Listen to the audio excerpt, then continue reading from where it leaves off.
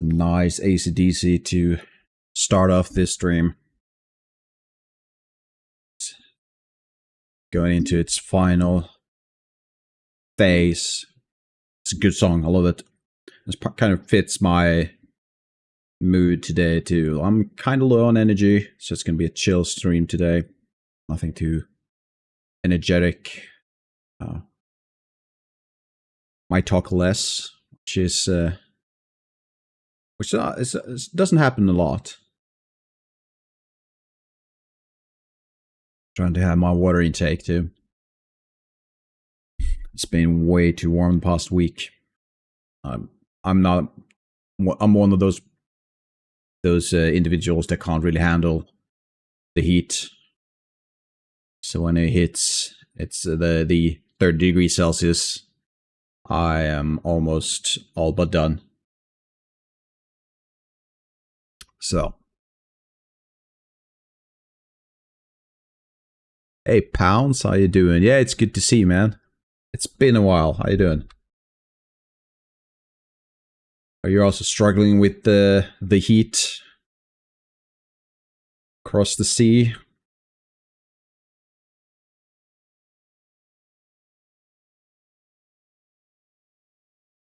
Yeah, it's way too much.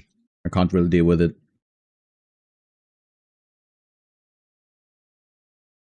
Well, that is true. We don't have weather. Well, you have one type at least, I guess. Well, so what's the weather report right now? I mean, sunny, I assume, but what are we talking about in temperature-wise? Hot or hot? All right. Not the best options.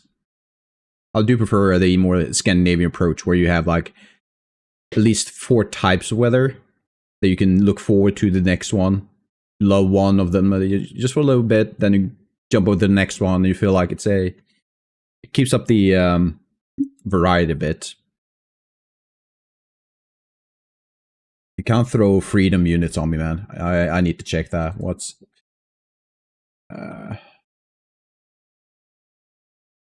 let's see. It says 80. Okay, so 26, 27. Yeah, I mean that's way above. Well, not way above. I've noticed this with myself, is that about the. Sorry, I only know the burger inches. I've never heard that one. I heard the number of 9 mils or something like that per inch. I heard that one. That's a weird one, isn't it? For some reason, metrics is all of a sudden involved in the measuring, and how can't you be confused when all of a sudden you go from this? I'm going to be honest with you, man. I've never understood the empirical. It's confusing as hell. There's no real. I don't think there's logic behind it. 3 feet, 12 inches, 1 yard. It's. Yeah, I heard someone gave me like the theory, as far as I've heard it, is one of the, well, you go back in history, why use empirical? I can't remember why, but the theory why the US hasn't gone over to the metric is cost. Thrown out long ago. I think the world has thrown logic out long ago. The US was just a bit ahead of everyone else. I feel the same here in Sweden. Like, go back 10 years, it doesn't feel like the same country anymore. Yeah. Oh, talk about facts. Did you see the tragic news about Ozzy Osbourne? It hurts. It hurts. I mean, yeah. In one way, it's kind of weird. He actually managed to live for 76 years, considering like the wild life he's been living.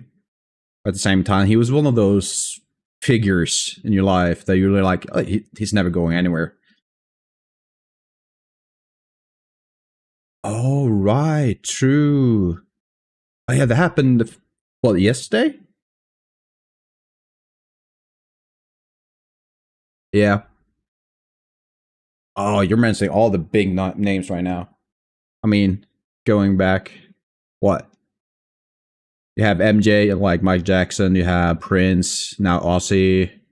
Or in Dio. That was a big one.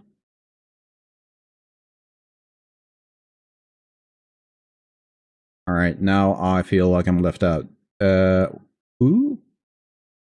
China? I feel like I should know their name. I mean, apart from the country, of course. But I do feel there's a celebrity that gone by the name China. But I feel like I'm missing something there.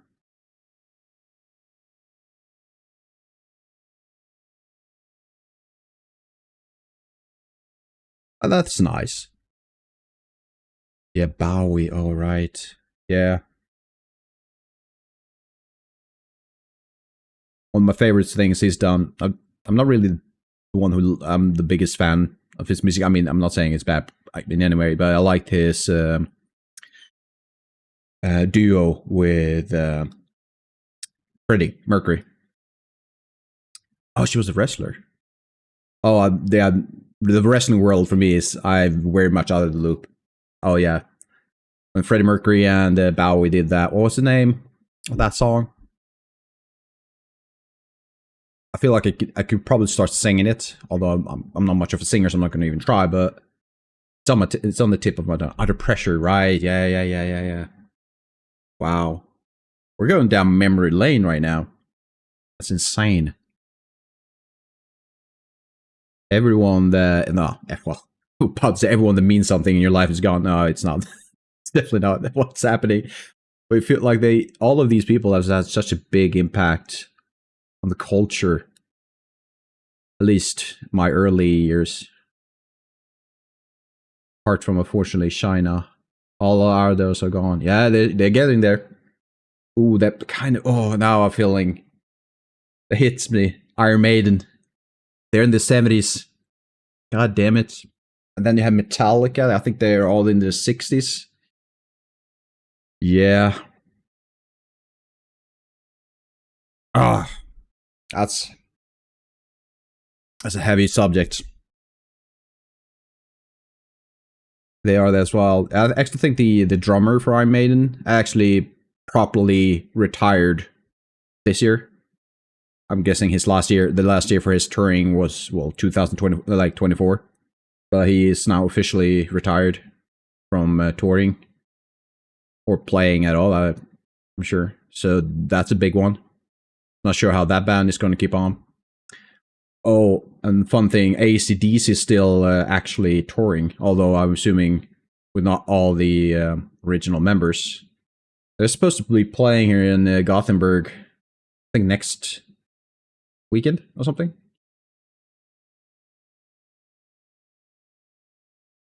Wow. Yeah. Just just everything's changing. I'm not sure if I like it. I kind of want to keep it as is. I know because I've known the world as it's been for the past 20 years. I know what that means. Now it's changing. Oh well. Let's try to get into some more uplifting subjects. It's fun to go down memory lanes. It's also one of those things that kind of sobers you up, keeps you on your feet on the ground. And kind of right now, you just want to get into some brain dead stuff because I'm really tired. Well, I'm low on energy, I should say. Happy Tuesday, yeah. Is that so? I've seen that going around for in a few areas. Is that a thing people have started doing or been doing for a while? Again, it's a cultural thing. We don't say Happy Tuesday in Sweden. Actually, we don't say happy anything other than birthdays, or Christmas and things like that. But I've seen a few people trying to celebrate. Well, they are celebrating Tuesday. About Tuesday? Well, it's a Tuesday, so it's not much to say. It's a work day. Yeah, I don't think we have anything. I mean, we're fond of our gingerbread cookies and things like that, but and we do tend to have something we celebrate each day. Although I can't keep track of all of it. I'm pretty sure it's like the shoelace day or something like that now. it's kind of weird.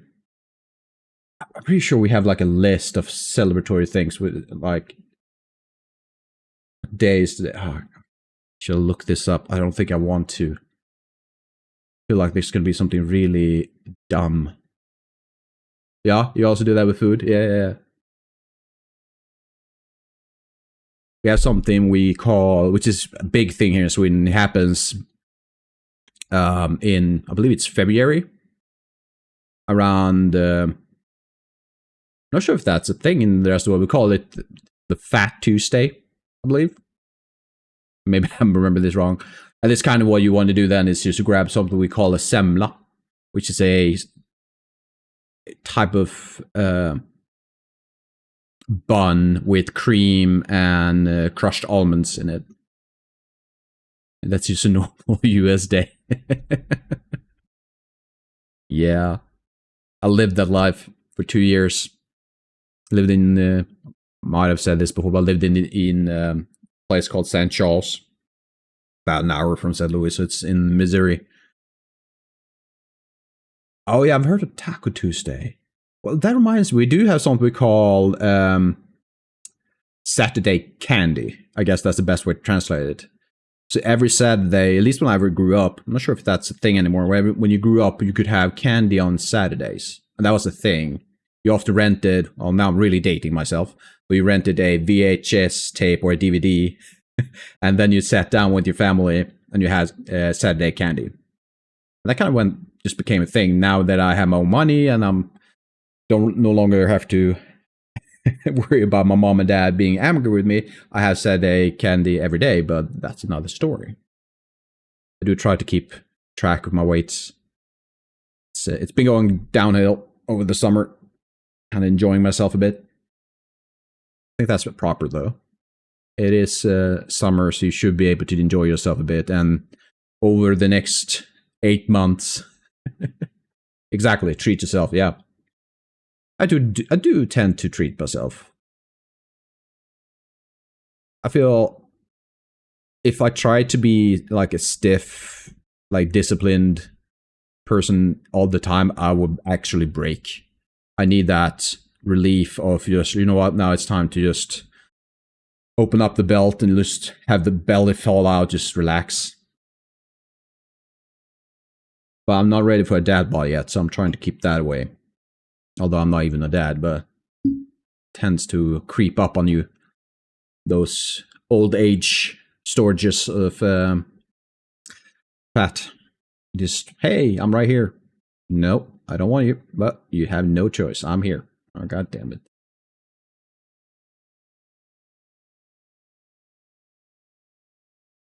And I don't like that it's hard to get it off. I mean, I don't mind working for it. I don't mind. But just, I need to work harder now. And I have less energy. So, the math does the math. It doesn't add up.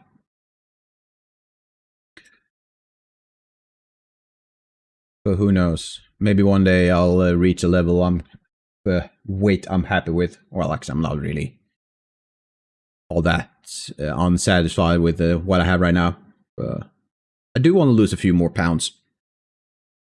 I'm not too big of a guy right now, but I want to go under 100 kilograms, which is, I have no idea what is that in freedom units. That's it's the other way around. Oh, either way. Let's see.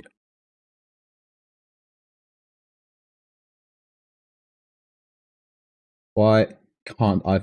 Why isn't the first option a converter? Why is it Reddit? Why is the first thing that pops up Reddit?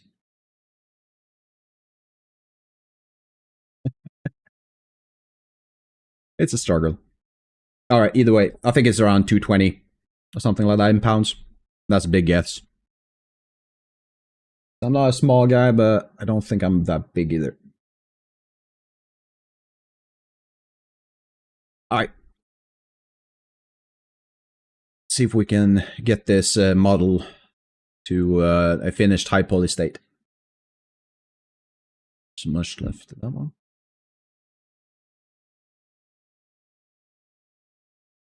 Thank you. Yeah, it's this is a third stream on this one, and I'm quite happy with it.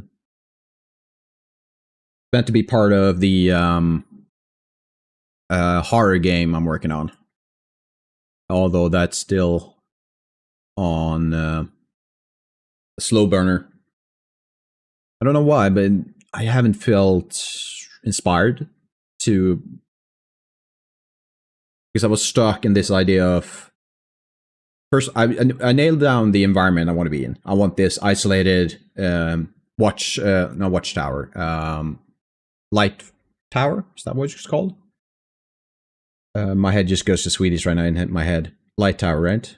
I want it to be isolated. I want this, the idea of having more Lovecraftian horror rather than that explosive, here's the monster, run type of horror. I want more slow-paced horror.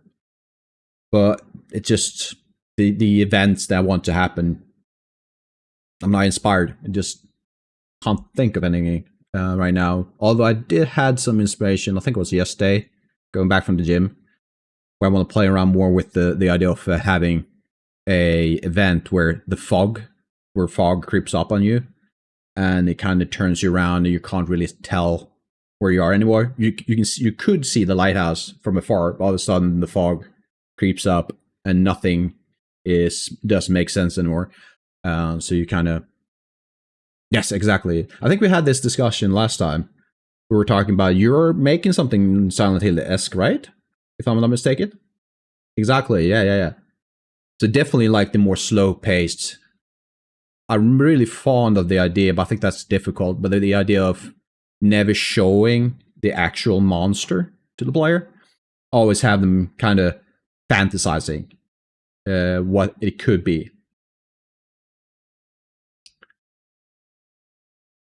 Yeah, I think we mentioned the room last time too, and I said something along the lines that I never played it, but we looked at, I looked at a few reference images.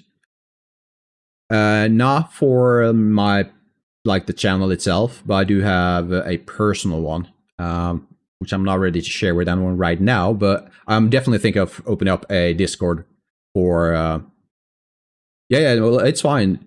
So definitely at some point would love to have the opportunity to talk, because also I don't have a place to communicate with people. Yeah, exactly. I mean, everyone does it, and there's a reason why, because it's a good place to communicate with people and just have general chats and just have fun, right? Yeah, exactly. Yeah. Because I realized, well, a few months back actually, that if I'm not streaming one night, it's just no one knows it, so they have to look at the schedule. I'm pretty sure people don't look at the Twitch schedule. That's a feeling I have.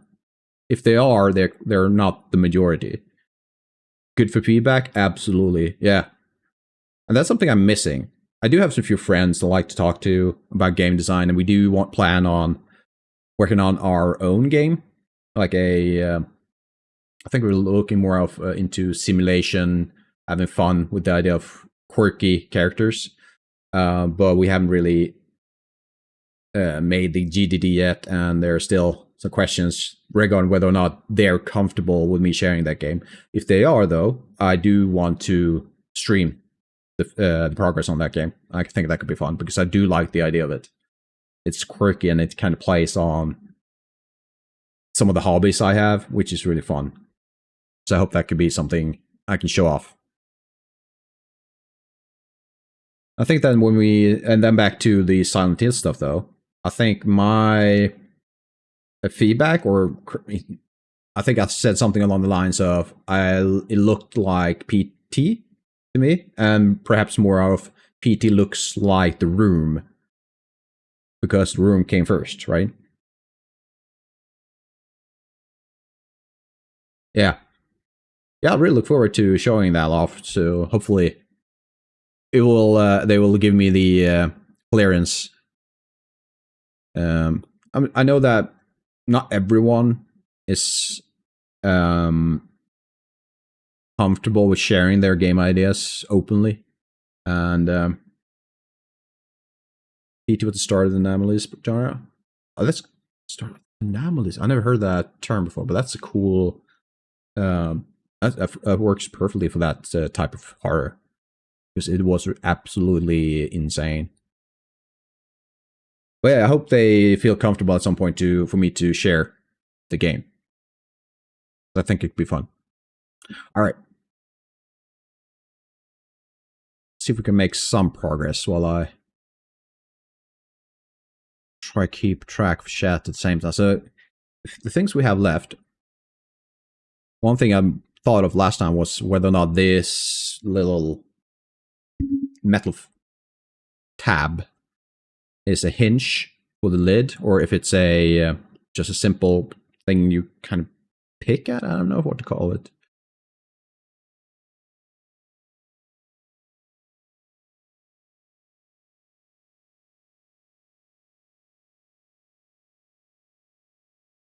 Oh, that could be cool. The Thing, yeah. That's also one of those really, what am I looking at? It's scary, but what the hell am I looking at type of movies? Or, again, words. Trademark. Let's go with that. That's not the right word. Oh. And this is before the second movie, right? Because The Thing has the second movie with, I do actually believe he's a Swedish actor. I'm not the one following the movie culture, so I might be mistaken. I think it's Skarsgård. One of them. I think there's 4 brothers, but I think it's one of the Skarsgårds, I think. Or I'm absolutely making a fool of myself. Just guessing.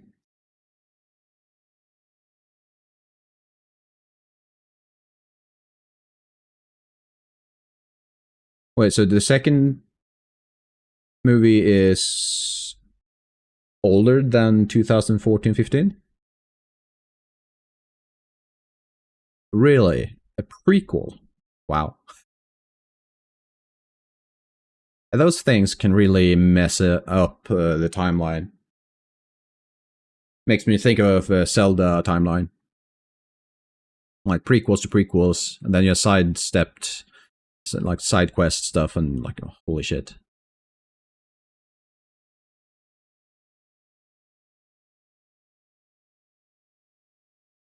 Okay. That's front.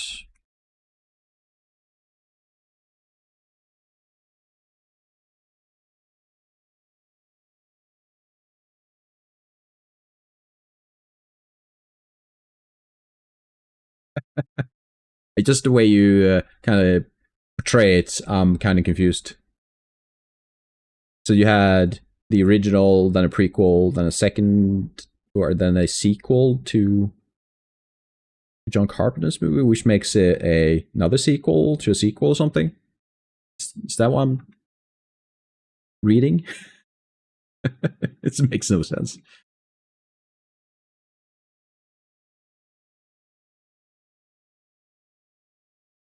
So there's a small lip there. So the way we could do that one is either push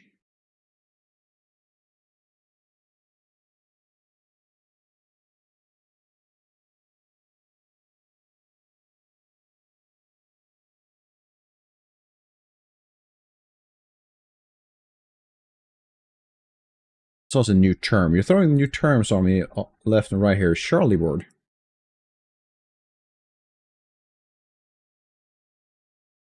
Oh, right. I've seen that. Yep, yep. I know what you want to talk about. I didn't know what it was called. I used to know it as the meme. Yeah, yeah, exactly. What is what's his the phrase he says every time you see that meme? It all makes sense or something, or do you think it doesn't make sense? I can't remember the exact words.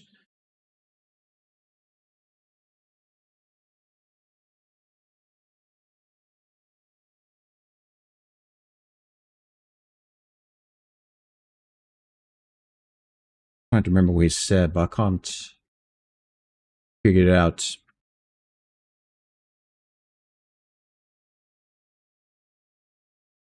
Let's see, I'm gonna try. I'm not gonna make this a complicated one. I'm not gonna fold it in, so I'm just gonna make a small edge loop right here, and I'm just gonna push this back. Do I have a solidify modifier? I do. Is that necessary?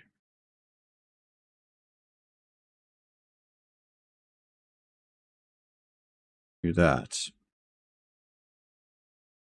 Oh yeah, I've seen a lot of memes that I assume are from that show.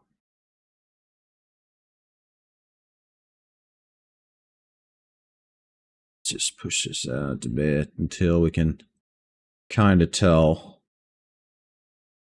the rough thickness. Yeah, that's gonna work. Then we're gonna make these bevels because we need. Let's see.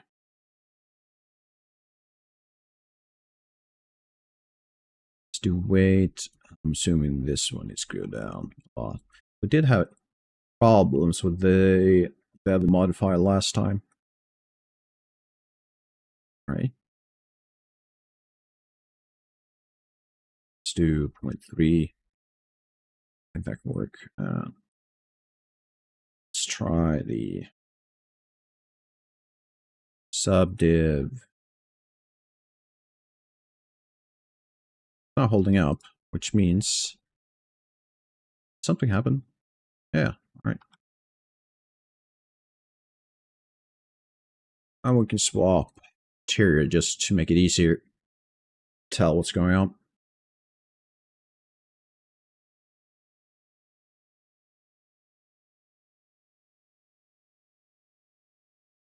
Dialing the bevel modifier to better value.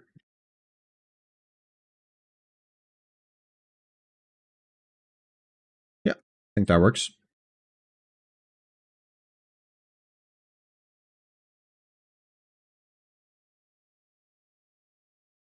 Do have a goal, assuming as long as my energy keeps up, to finish off at least the Highpoly today. We'll see what happens.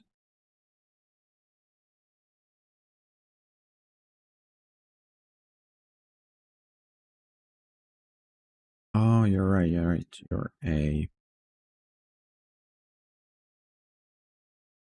a right. Forgot about that.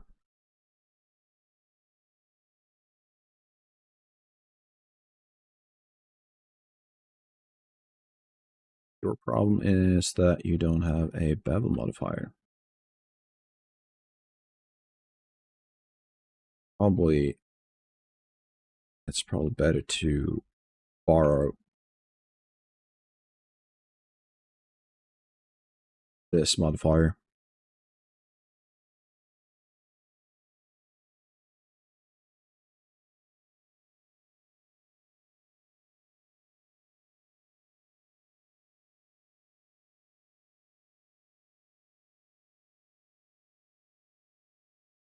I'm not sure what to do with those buttons. I could just flatten a sphere, push it in. You can also grab a circle and do some insets, then push that out a bit. That could be perhaps look better. What does old nails look like? Old hammered nail heads might not be the right, but they do have that look of right. I'm not super fond of the idea of going to ZBrush. I did mention in the last stream that I might go to ZBrush and add some of the details, but we'll see. And that looks more like a cylinder. Yeah, let's go with a cylinder instead. Let's go with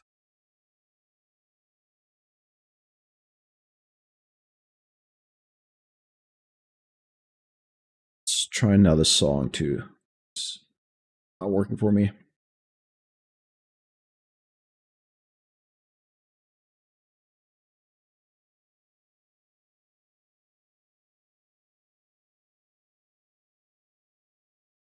Probably more than enough.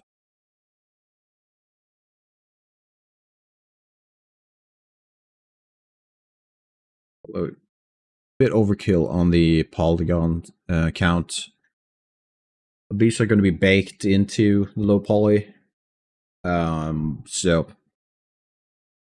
I think I'm fine. And we're just going to do a few of these insets.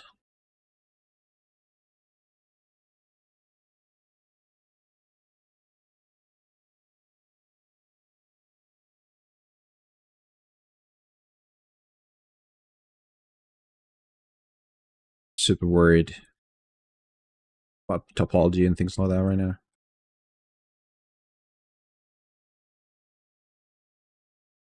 Try a proportional edit.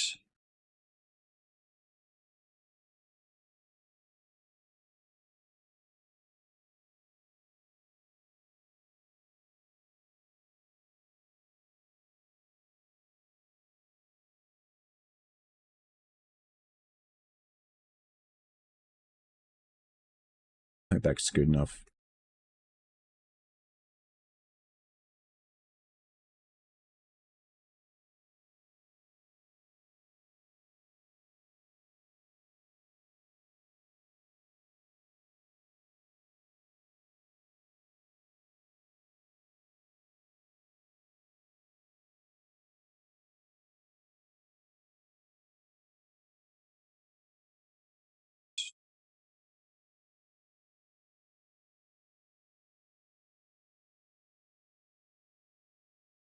Media cursor. Vertex snap. Yes. Let's go actually with base. Centered in Y. Worried too much about the I believe it's the Z direction right now. Well, I'm actually going to look at it right now. So let's go. I believe it's Control Shift D to create a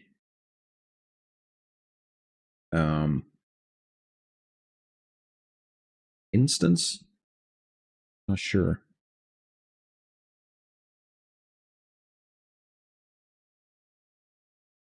Could be.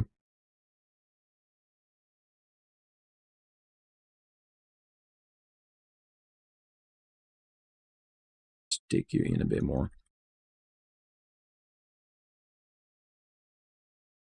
Is it Alt Shift D? No. It's completely different. I don't remember. Just do it the old way.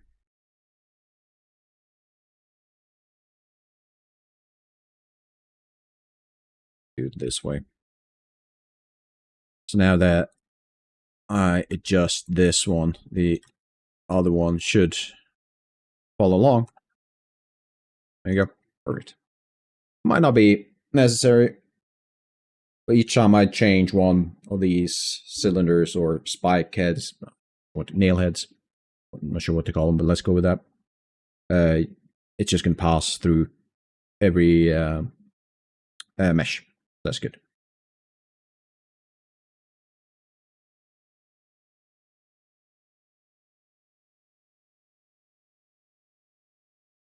I don't think it's a problem, but I am blasting my AC in the background.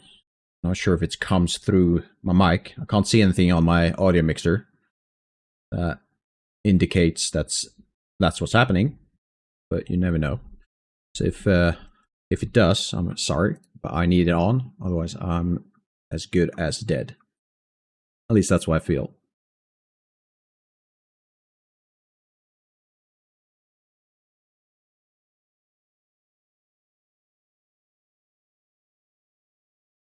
Good.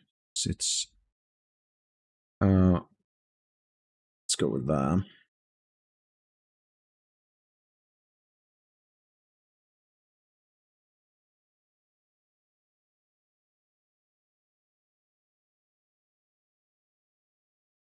try that again.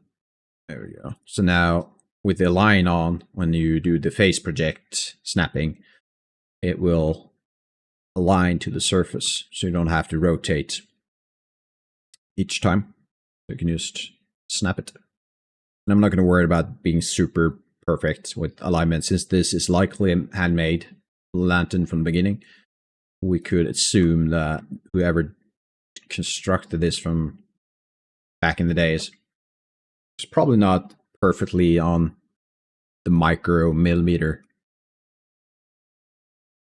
Made a few offsets in their alignments.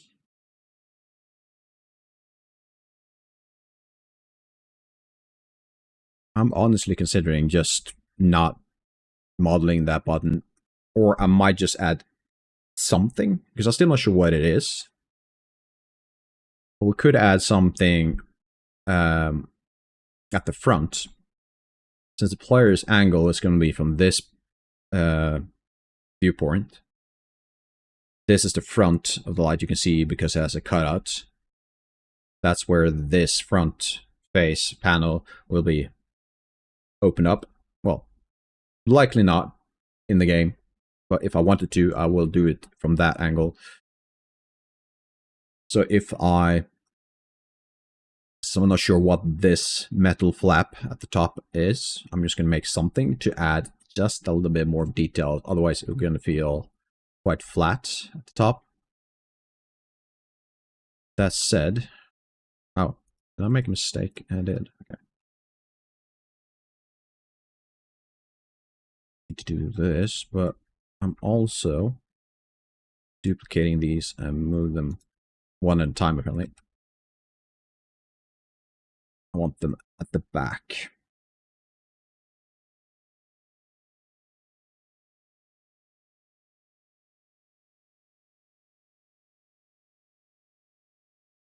There we go.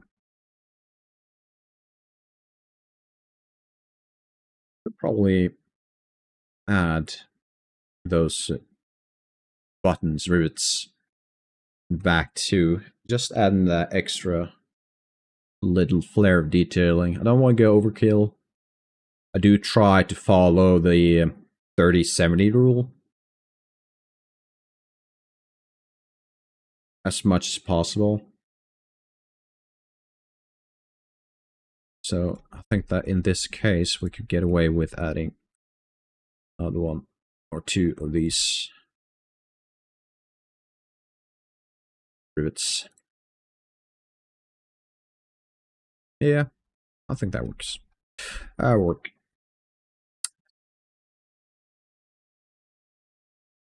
So next would be, well, these are likely not on the back side. Well, I don't know, because I have never seen the back side of this model.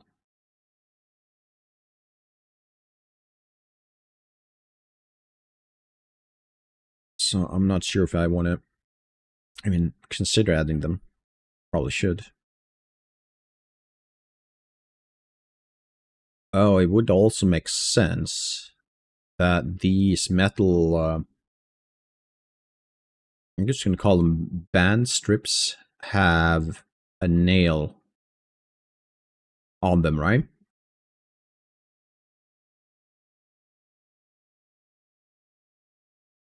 I think so. All right. Let's just warn you of these, and we can do that quickly. Without much care. Still have the snapping on, so there we go.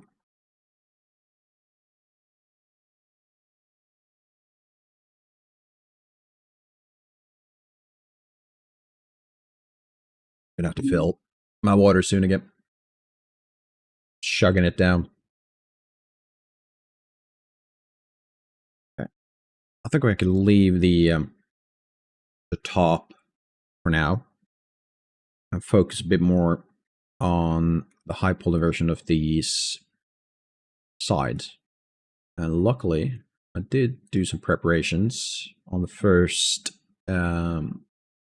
stream where I have a combination of mirror modifier and ray modifier. So all I need to do is work on one of them We can turn these displays off, so when I go into edit mode, which is vertex, edge, face, these others are hidden from me, so I can just focus on these things.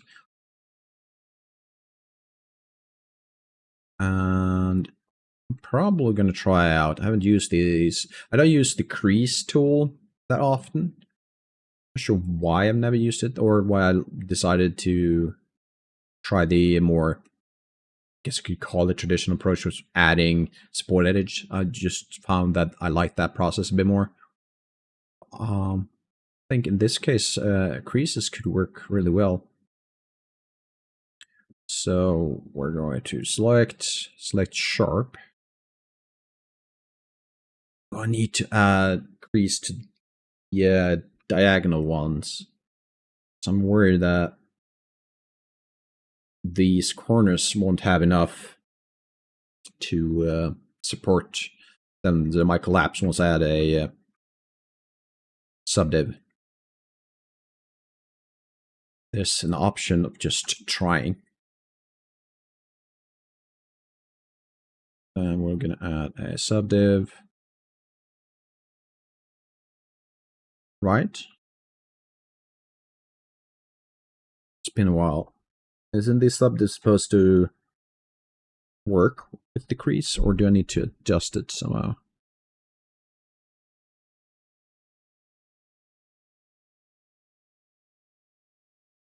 Okay, so it is working, but I need more crease data. There you go. It is not doing what I kind of hoped it would. It's a bit too sharp. Might be able to fix that. Second. So what if I just increase? Yeah, that doesn't seem to be working.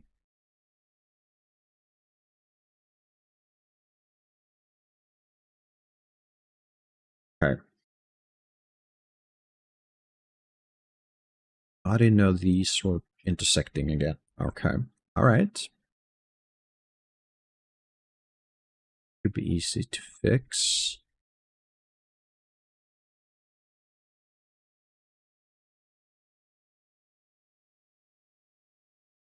This is not a problem. I just noticed this part, but that's not a problem once I unhide or activate the displays again.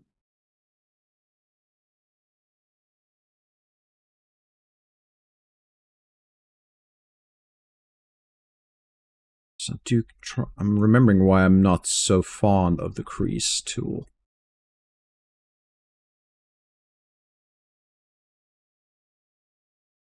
Never found it to be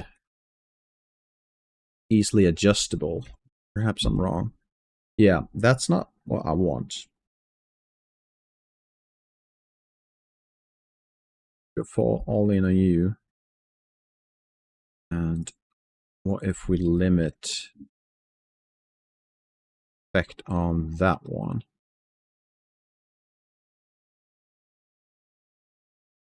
Yeah, no, I'm not a fan. It's just, it feels like it's either a clean, sharp, over digital edge, or it's nothing of that kind. It feels way too binary the way the crease tool works. So we're going to try something else. Going back to select these sharp. And I think we're going to go with a... Hello, Nathan. How you doing? Let's see. Yes, it is a fine day. Although I've mentioned this before, I'm way too hot. It's 30-something degrees. Well, I'm glad. It's always nice to hear that people are doing well.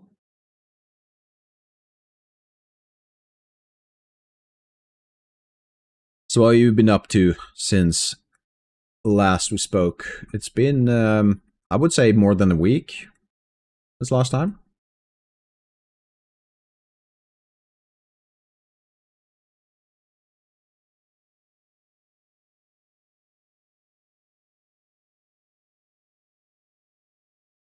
Wait.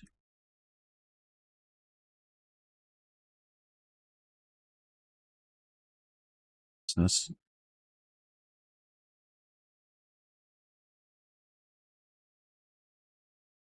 yeah, we all goes through those the times where motivation is just there. I felt very much the same. Again, mostly because of the heat, but also you just didn't find the creative like, yeah, it wasn't there. Just didn't feel it, but I think I'm getting back there. You just need a bit of time. Just take a few days off. I hope you're doing better now that you've had perhaps a few days off from the project, focusing on other things, which is always good because that leads to inspiration too. So, right.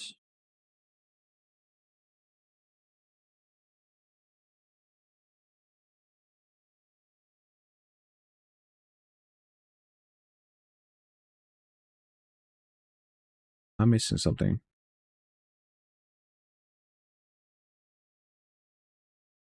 Nothing's happening. It's never good. I'm supposed to do stuff.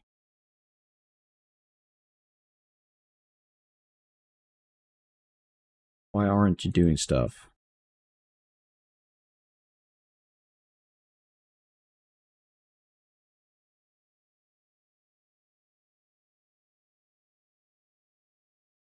Yeah, that's something.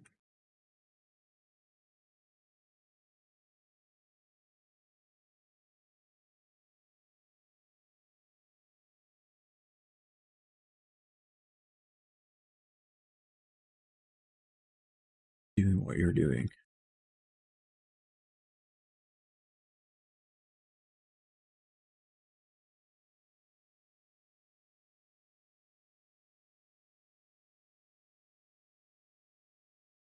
I'm supposed to do something in this corner. Are we looking at overlapping geometry? We are. Hidden little shit. All right, all right.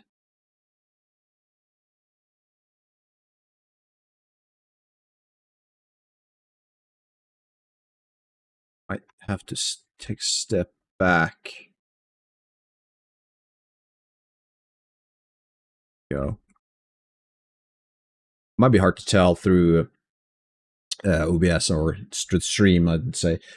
But compared to the crease, the edges are not as dead on sharp as there was before. Actually feels like there's a bevel to them. You can kind of see, again, it might be hard to tell. You can see the lights are actually hitting the bevels right now. So it's better than before. And that's even better still. So now we need to fix issue with them being as thick, although it might not be an issue looking at this part. So it might, I mean, yes, it could be an issue looking at the baking process later on. But we also have the options to what we call explode the model, which is not the fun part because it means I have to take everything apart, more or less. But that will give me the cleanest bake. Unfortunately, it will not give me a clean AO or ambient occlusion bake because I want that corner to show shadows. So unless I have the models next to each other, I'm not going to get that that AO which I want. So I'm not sure what to do right now. The options I have is to either move this entire plate out towards this part, which I might do a small bit, but I don't want to go over this edge. Alternatively, I could make the entire plane panel thinner. That could also help. Or I can make it, well, thinner from the X and Y. And perhaps what I need is a combination of all three of those. I'm going to try the thinning method first, because I don't want to move it out towards the edge of the cylinder if I can avoid it, because I don't like it when it's out of the cylinder. So let's just try slowly, not too much. Perhaps I can go quite nuts. This isn't too bad.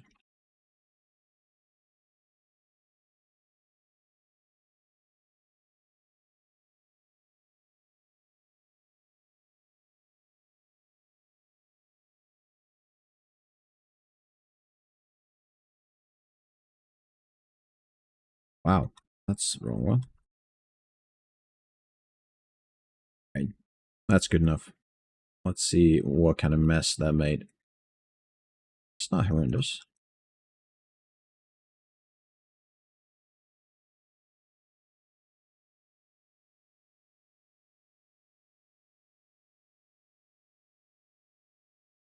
So, all right. So that's a issue.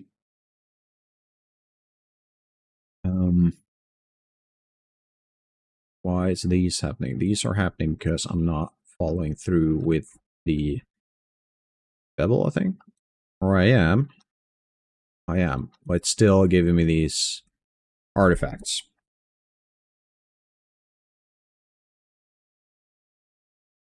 And I could potentially solve that by increasing the subdivision. I'm hesitant because that will mean the model itself will now go from roughly 600,000 polygons to probably above 700,000 triangles. I said polygons, I meant triangles. That's not really what I want. Although it might be the best option. We can try it out, see what happens. So I am hesitant. Yeah. Again, I'm not sure how well it comes through the stream. In this corner right here, on this flat surface, you have a shader artifact. Kind of see it now. This part right here. It's not the biggest deal. In fact, it will likely not show at all in the final bake. So I'm quite torn between the kind of a perfectionist in me that wants to fix this, and it's not really that big of a deal. It could take me about 20 minutes to fix, assuming I'm not making it worse, which is always a possibility. Or I can just leave it be, because again, from a distance, these are visible but barely, and this is an imperfect model, an old rusty cam. So I'm not sure if it's going to be an issue. I'll leave it be for now and see if we could, depending on time, have a look at it again.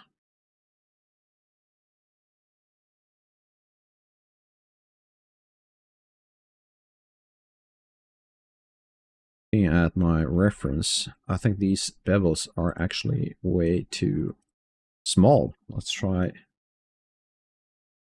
greatly increasing them. Let's see.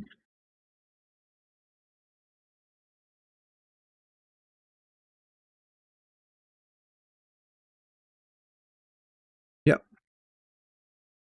That's a lot better. And did I? Yes, I kept you as curves. Perfect. Now I can just do this. And should be all fine. Less to move you a bit more. Right. What's up with these? Looks like everything else is where it should be.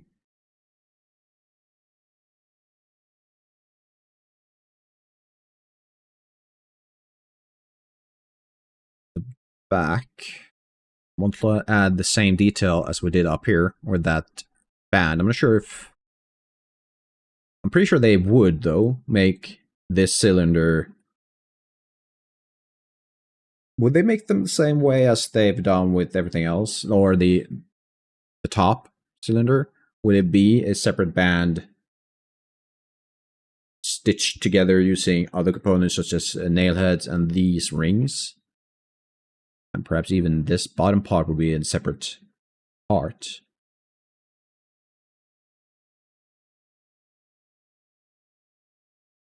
Looking at it, I could very likely get away with actually extracting, moving solidify modifier. So what I want to do is at the back,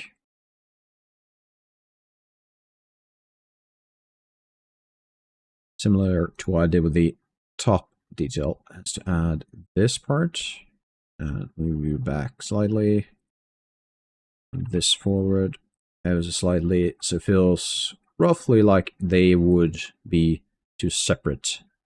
And we could probably try and move this even further. Next, I would, so let's see. So move this. You need the sharp. Alrighty, there you go.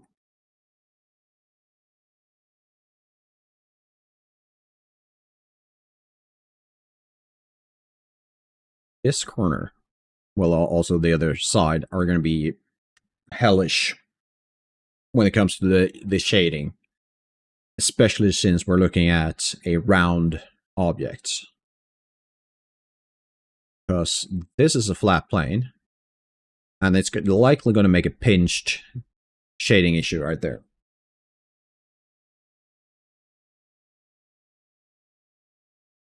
And I'm not sure if my bevel method of just adding weights and then bevel modifier to the hard edges will actually solve the problem.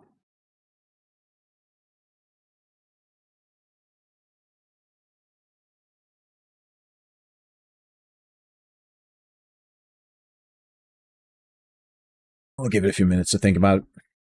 So what else is happening?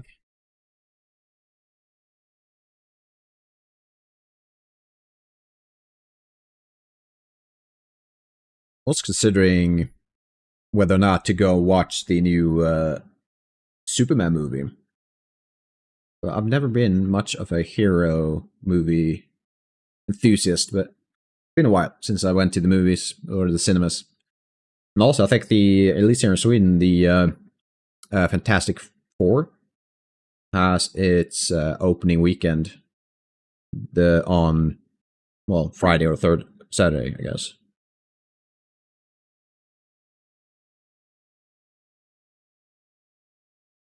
So if anyone has seen that movie already and would recommend or perhaps even persuade me not to go, I'm curious.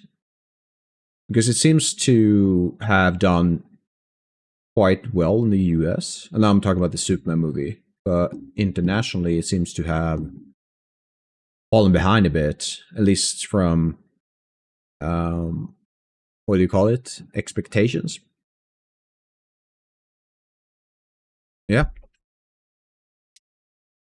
There's another movie released for that. What's the name of it?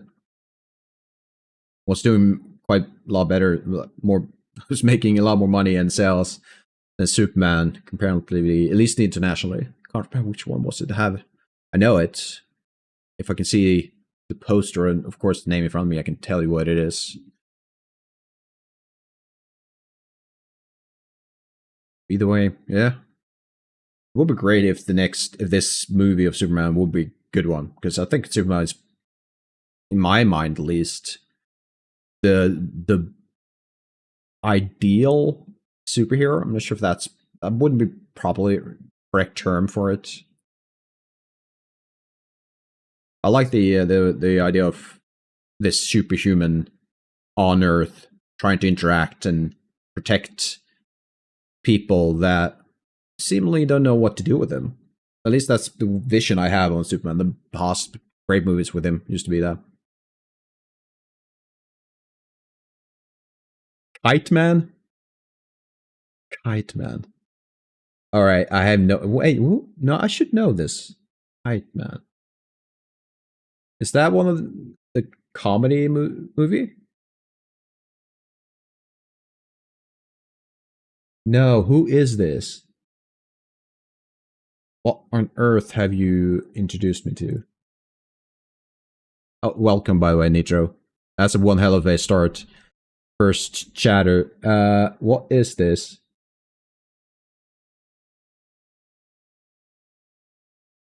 Can you give me the short backstory of him? Like, how did he get his superpowers? I assume it's not like he was bitten by a kite.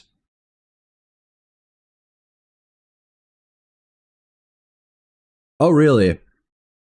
Who knew? He can fly the kite. Awesome. It looks like he had it on his back too, right? So it's not like those regular kites you used to fly when you were a kid.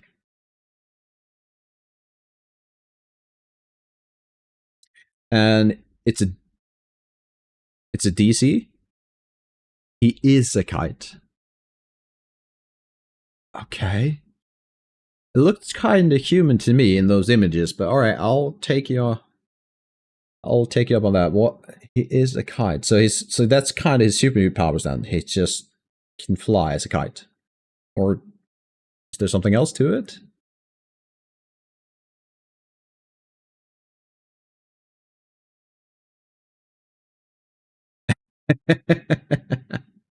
Yeah, of course.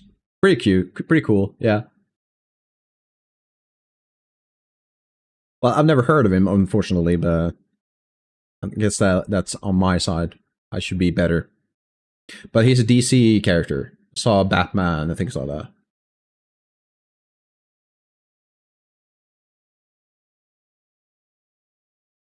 Growing up, I wasn't much of a comic. We didn't have, as far as I can tell, at least from the parts of Sweden I lived in, we didn't have much superhero comics. We had Donald Duck. We had other more, I mean, Swedish versions of different comics, or unique to Sweden. Never really, I don't remember ever having or owning. Well, I did own, I think I owned a Batman comic every now and then. Perhaps even a Spider-Man. But never really much information, like, didn't really read much comics.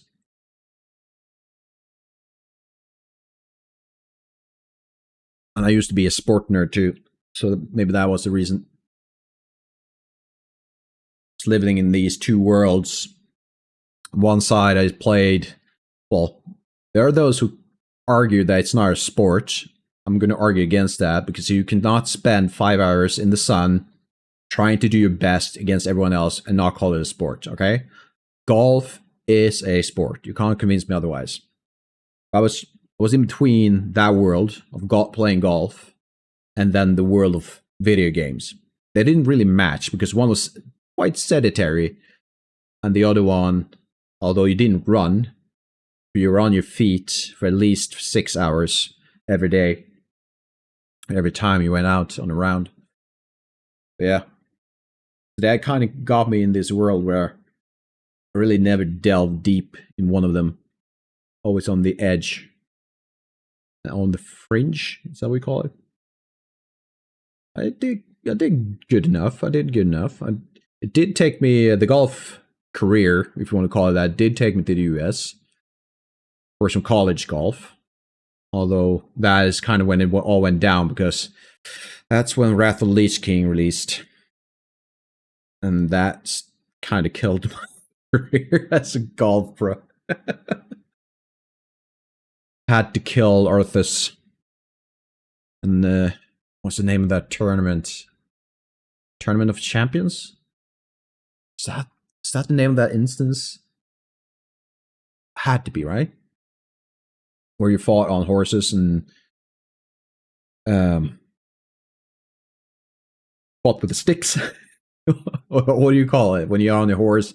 You have a stick and you shove it into someone else really fast while riding on a horse. Jousting, right? Yes. I'm going to go with jousting. So yeah, back then living in a dorm, I had a few other friends living in the same dorm. We spent way too many hours playing together. Back then, you actually had.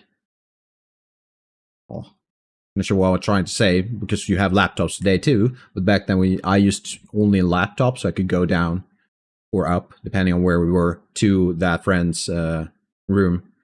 And we just it was more of like a LAN party, like a local network thing. I miss those times. Now it's all online, which has its advantages, of course.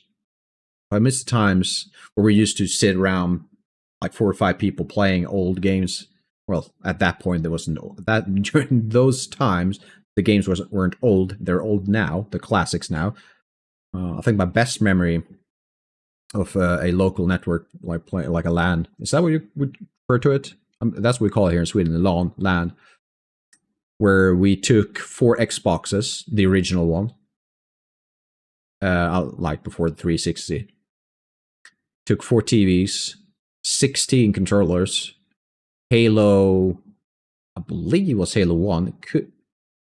Did Halo 2 release on the original Xbox? Can't remember. Either 1 or 2.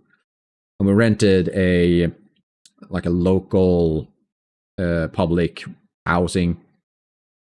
And we spent, I think, a weekend, or it might have been 2 days, but 2 days or a weekend playing nonstop. 4 against 4 or 8 against 8. And it was kind of fun because you were in the same house, but you were in different rooms, and you were all playing on the split screen TV, which, looking back, kind of sucked, but it was just the fun of it because we never done anything like that back then. It was so new to us. The idea of just, hey, let's gather 16 people and just sit in a room and play the same game, and also playing the same match in that game. It's kind of fun. Oh, and what was it called? Rocket Ball, Oddball. We run around at Skeleton Head. You try to hold it as long as possible. Every second gave you a point. But the downside was everyone else was trying to kill you, and everyone else, at least when we played it, had bazookas. So if you could get it for like 2 seconds on average, every time you held the skull, you were like guaranteed to win because everyone else is blown up. As soon as someone touched the skull, you would goodbye. Those good times.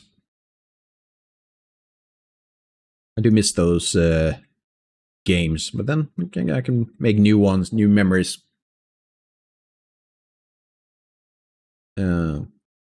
Where we're at. Yeah, right. Beveling.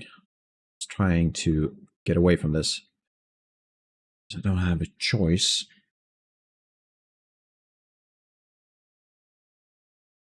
So I do need to get this going.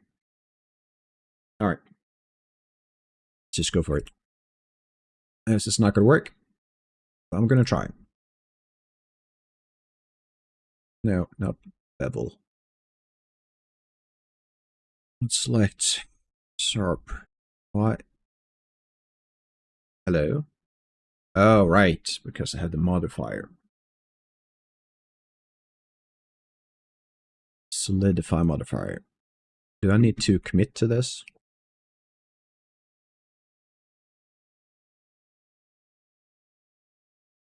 Wait, just a second. Yeah, I need to commit. Find a way to... Well, there's an option to add to angles. I doubt that will work. But it's also nice to experiment a bit. Let's do 60 degrees. Clamp, of course, needs to be off.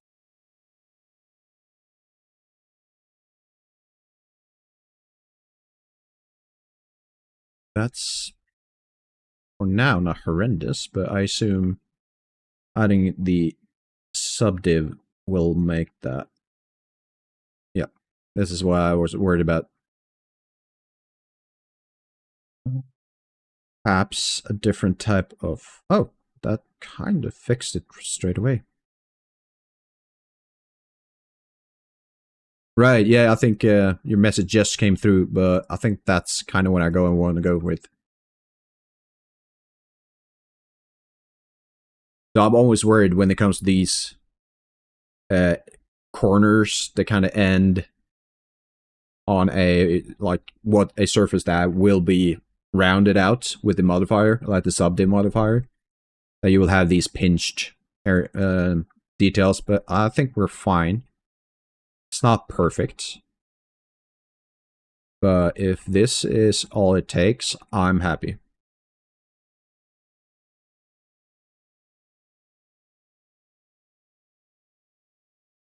And also look at this really high-res image. That's not sharp enough.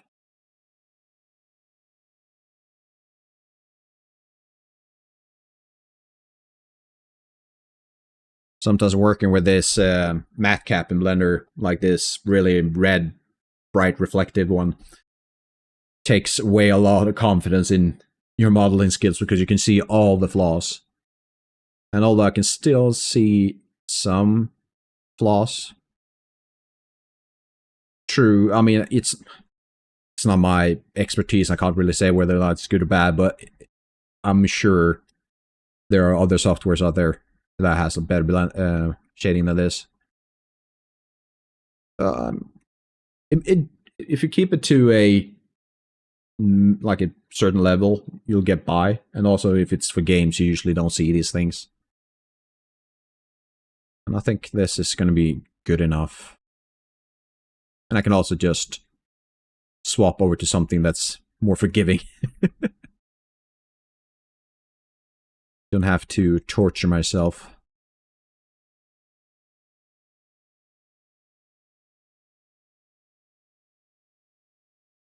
See, I'm not super happy with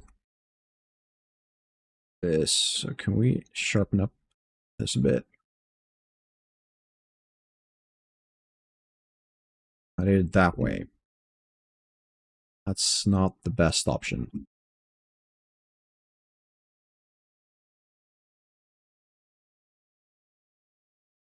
Let's do it this way instead.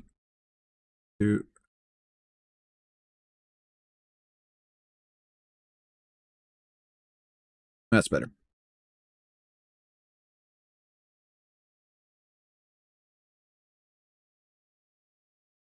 I take it then, Nitro, that you might not be a Blender user, or do you prefer Maya?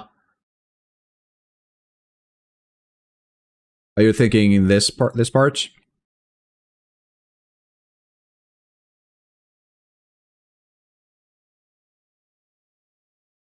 Yeah, I usually go with a Bevel modifier. Just not sure why I didn't for this one. I mean, you're absolutely right. I could just select this part, remove these, add a weight, modify it like this, and sorry, was that the correct one? Yeah. I have a shortcut for this, but I'm not going to be concerned with that.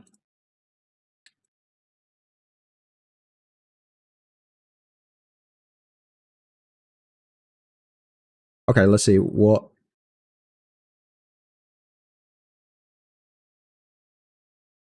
Okay, so this is not the way you were thinking.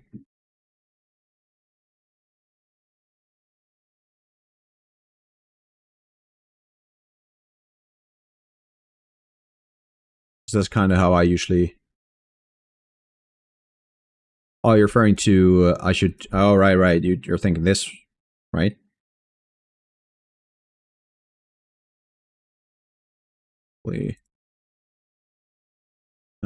Right. Then I can just slide with the amount slider. Right. Okay. True. Well, I've noticed that might be, and if you have like a tip on this part, because I'm really having to go like a really low amount on the bevel, And right now I can't really slide it. I have to type it in because that's how small it is. Even if I hold down shift, the intervals is just too much. If you have a tip, yeah, if I go too low, absolutely. It's just that it's kind of hard to adjust the bevel. Or I probably need to have you on top too. There you go. Because of the slider is so sensitive, and the scale of the model itself. I mean, it's not big. You can tell this cylinder is less than 17 centimeters. So for some reason, well, I know the reason, I guess, but I can't really fix it.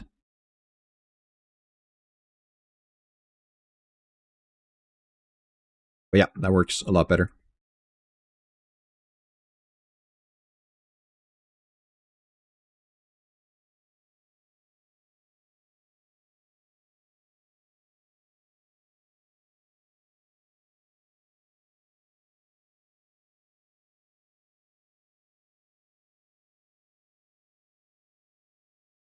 Let's see. Need you to. That's just in case. I'm probably not going to need these. I'm just going to make a copy and add them to a backup. All right. I'm not into the screaming song right now.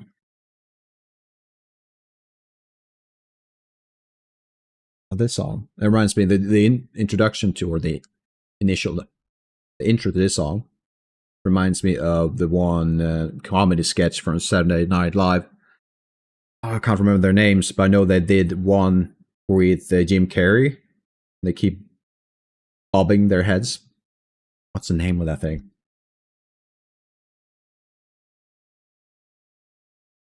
Some Night at the Roxbury? Does that ring a bell? Kind of does.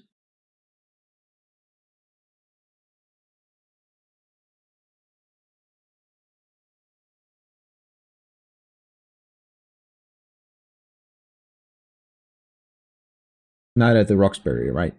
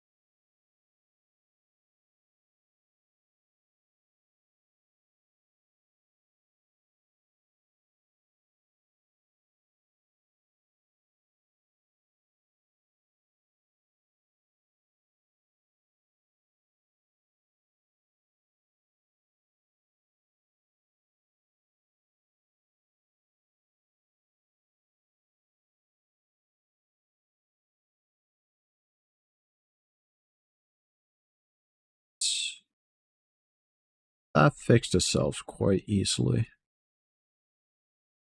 Assume these need a modifier or subdiv.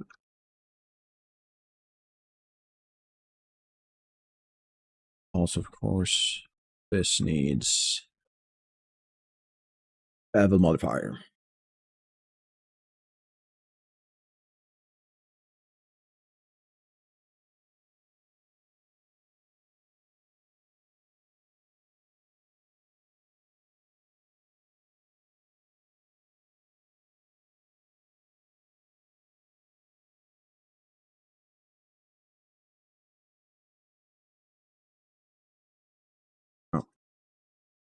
R1.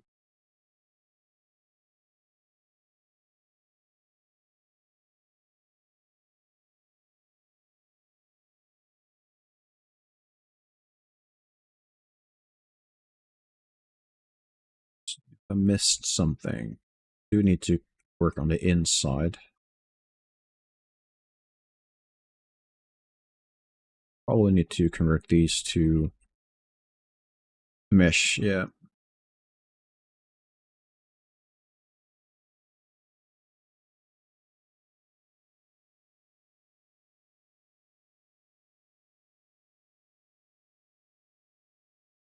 You've been moved. No, we're still fine.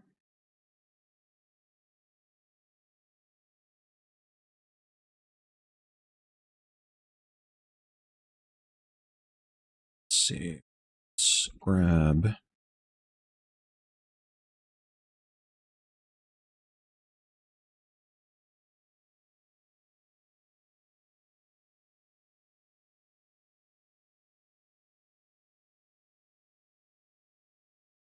Add a cap on you. So I didn't. All right. Right. The meshes. Then all of a sudden these disappeared. Makes sense. Right. Next. Let's copy these again. Hopefully we have a better version of you. We don't, because you need to be filled in.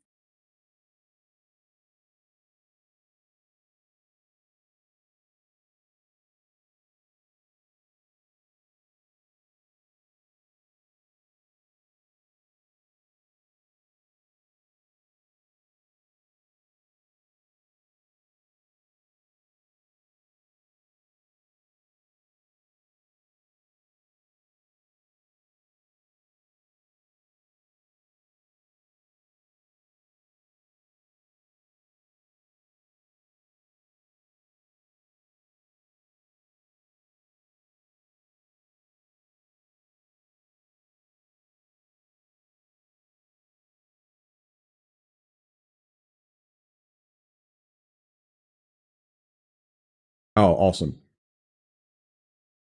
That's what you want to see. God damn it.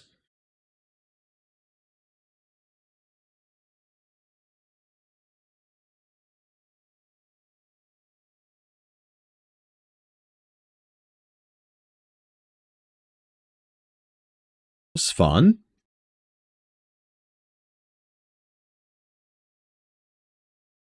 Right.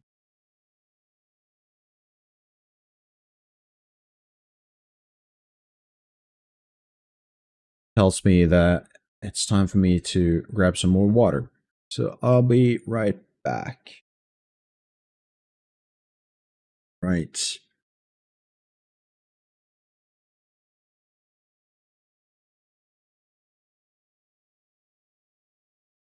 Let's fix this. Did I need to?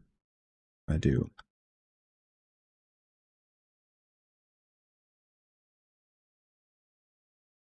Let's try this one step at a time.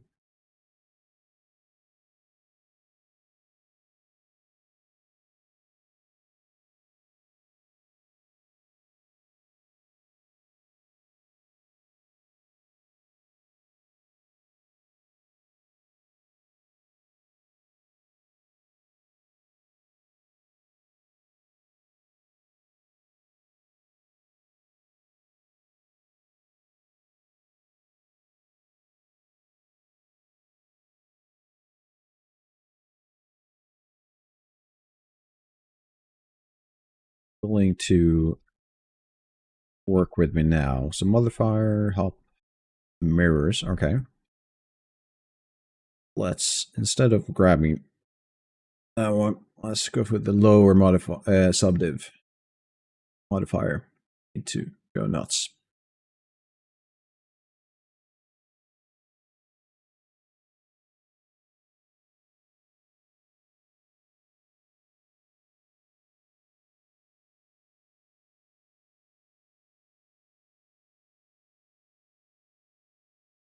go with...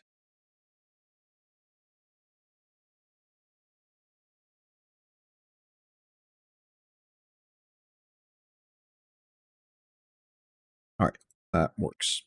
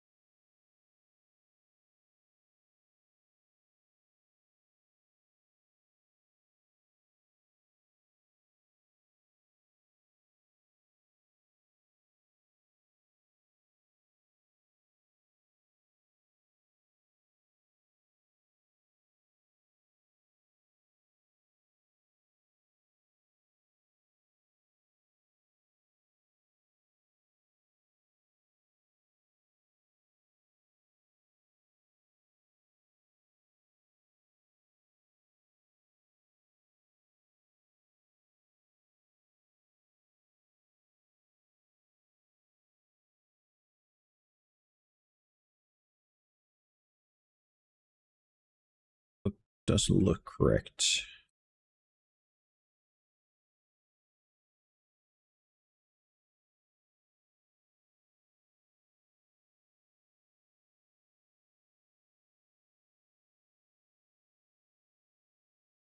It's not what I wanted. Should be able to rework this one.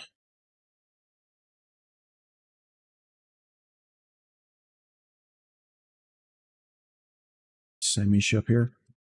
Actually, this one doesn't need a pack. That complete.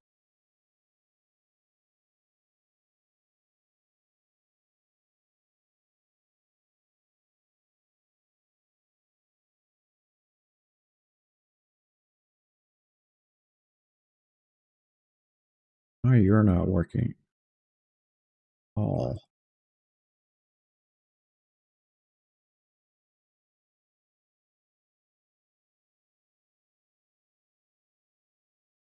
Sure why that happened. So when I do a distance here, when I merge by distance, 48 vertices. So I assume there's some overlap. And now the bevel modifier seems to work.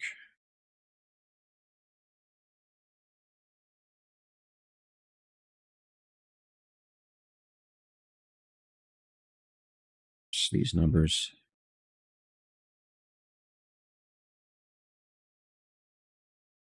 Let's try that.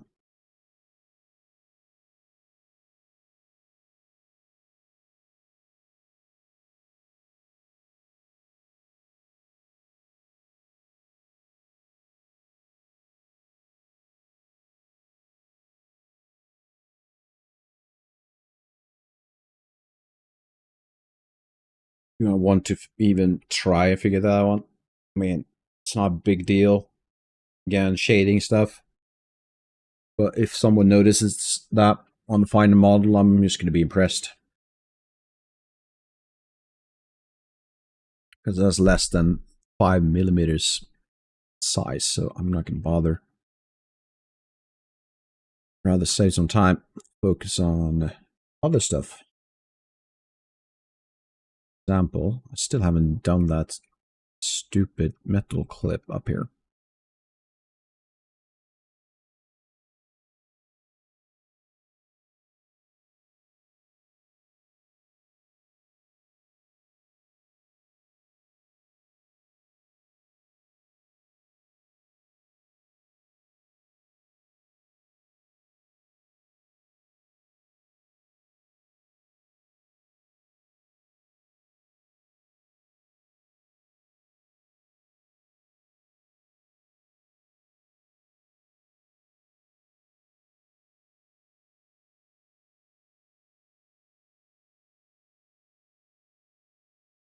Might be a bit big size. Call it. So that's just just a bit.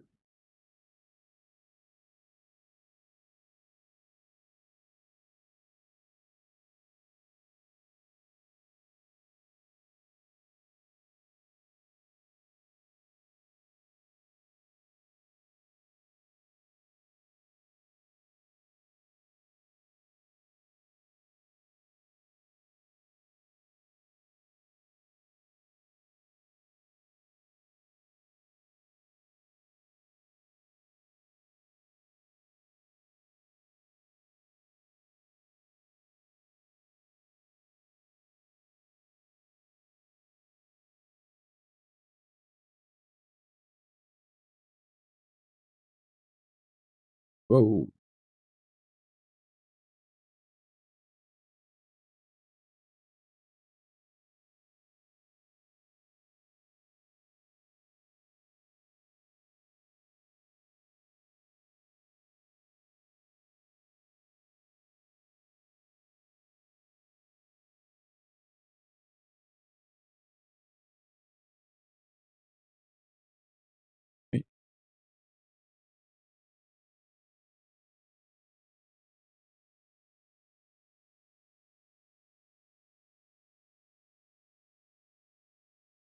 Do love this song though.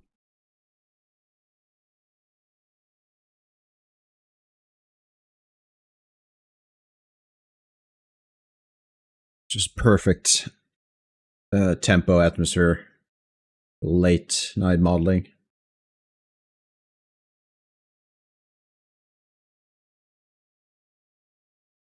Just makes me curious though. What will be a optimal, like, let's focus or time to dig in type of genre or song?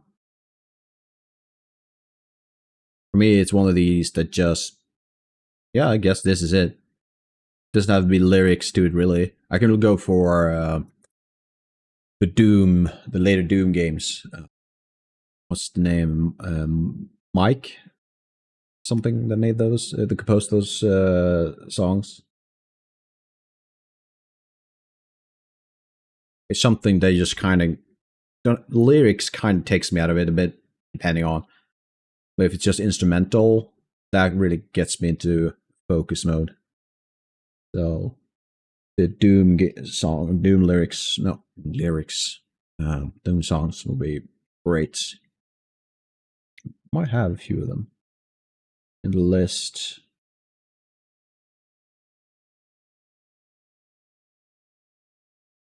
Not gonna bother looking up them.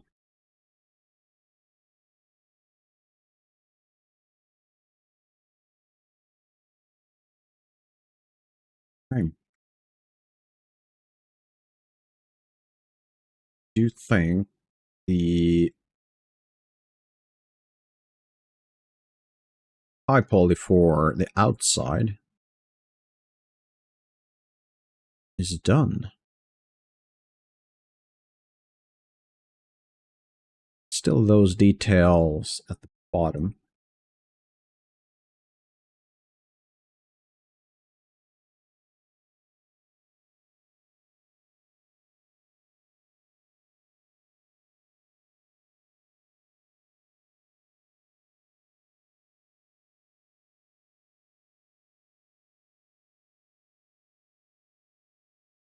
So now it's one of these situations where I can go for like a floater, make something quite simple, bend it a bit, probably using the shrink wrap modifier. I think that's the name of it.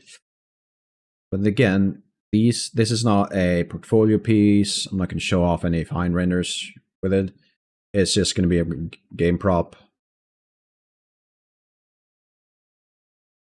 So it might even be in my own interest not to make the insides. Keep the glass opaque. That could save me some modeling time. It's not as much fun.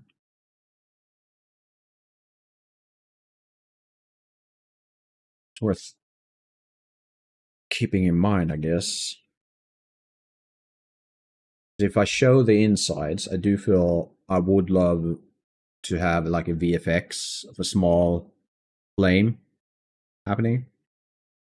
If I just ignore that, like take that variable out of the equation and just focus on like an emissive light source or emissive texture on the glass with some dirt on as if it's still showing through, but it's kind of scattering the lights a bit more.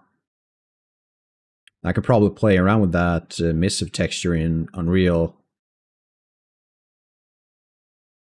Using something like the time node, or perhaps not the time node, but I can play around with the flickering a bit. I'll have to create a VFX. I could probably find something online for the VFX.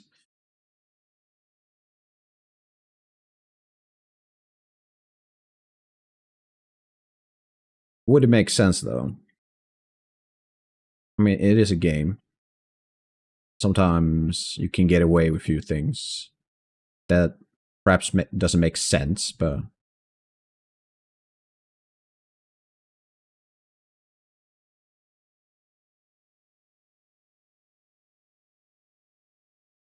I've never gone with pay class before on a model in a similar situation. I think we're going to try that. That could be fun. Which means we have to clean up, sure that it's ready for low poly a bit. Make sure I don't mess. I do want to make a duplicate of this, just very low poly version of it. I might be best to rename a few of these. Seems I still have a few curves, so I need to fix that first.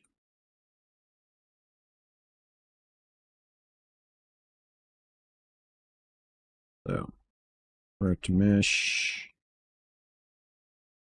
Need to give you subdiv. I probably should.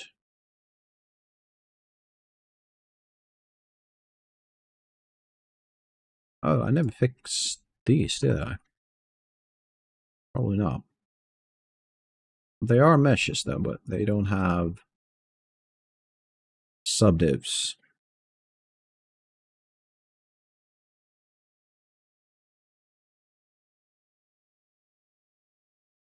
At least one subdiv level should be enough.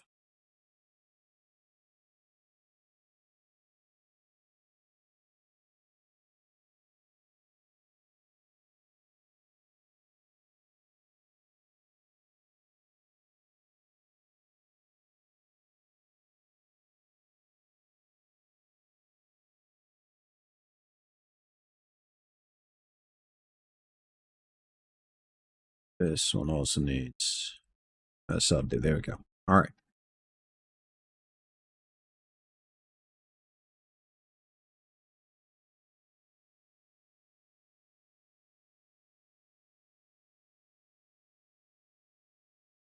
So going to sort this out.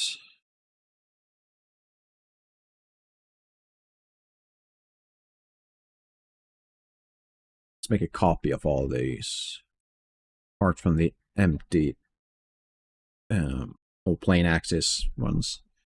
Don't need those to be duplicates.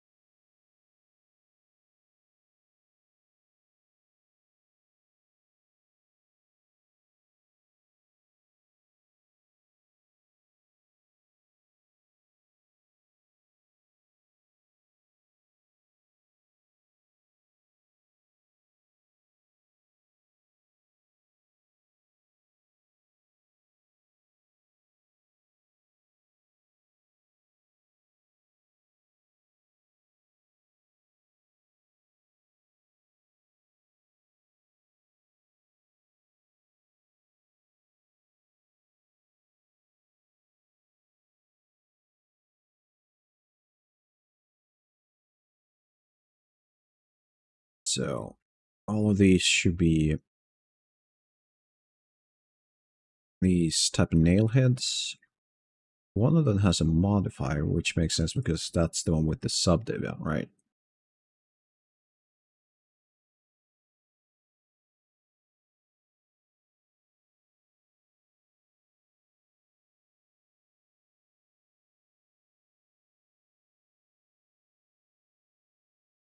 Let's commit to shape.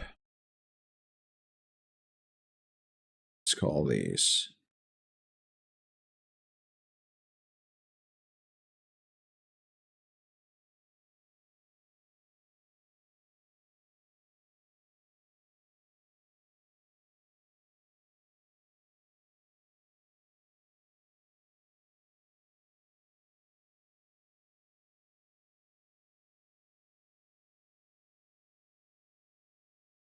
yep.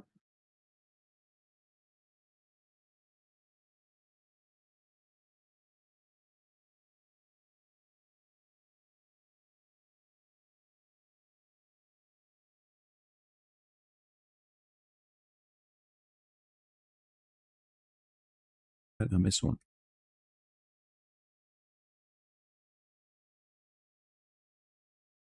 I call you guys gonna nail something, right? Like then the parent or the active selection, I should be able to just merge them, and that single nail should have the same modifier. Right.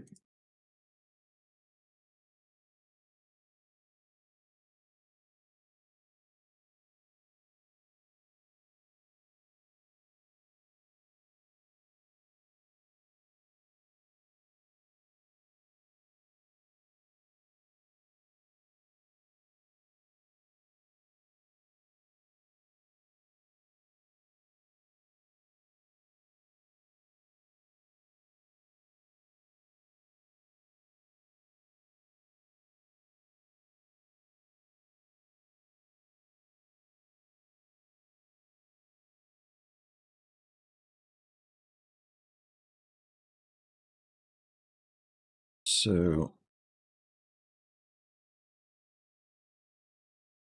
looks good enough. Let's properly duplicate this collection, hide the Highpoly collection, rename this one to low poly, and we're going to make these low polys. It shouldn't be too hard.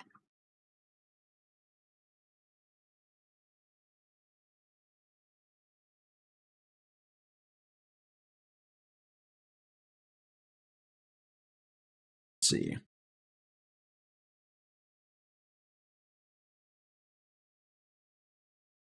Move this subdiv.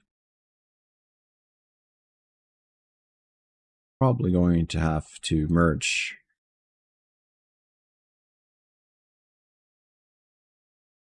this section here.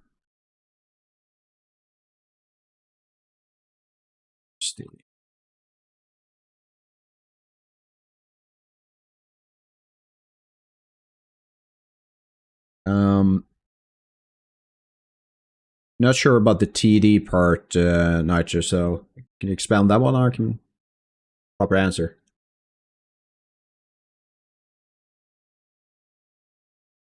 Ah, right. Considering it's going to be quite near the player. Good question. Probably want, if I can get the 512 per meter or 5.12 per centimeter, something along those lines. Oh, 512. Yeah, 512 pixels per meter. I think that's where I'm going for. I would be ideal. We can get close to that. But actually, when this is the first time I hell of it, yeah, it is. Which is, it's more of a wish list on my wish list. Probably gonna end up closer to, I'm not sure, 125 probably, or 128. Can that be more reasonable? In one texture set, I think that's a stretch. Again, this is just me wishing I could get that level. If I can't, I mean, it is somewhat of a hero piece. The player will be very close to it the entire time, and the rest of the game is not going to be too heavy on. It's not going to be a big game, at least what my final vision for it. So I think I could get away with probably 2 texture sets, maybe even 3, just because of the nature of the prop, that it's going to be close to the player. But again, that is kind of overkill, as long as it doesn't affect the performance of the game. But that is something to think of. I didn't actually get to that point yet in my head.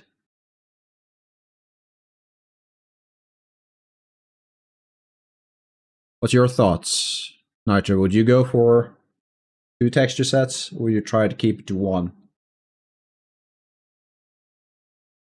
I think either way, it could still look great. You don't have any thoughts? Fair enough. That's all fine. Actually, there are many times I wish I didn't have either. Just walking around kind of brain dead. No worries. Not saying you're brain dead, but I'm just saying I'd like to have that state every now and then. I think we're going to have to wing it a bit.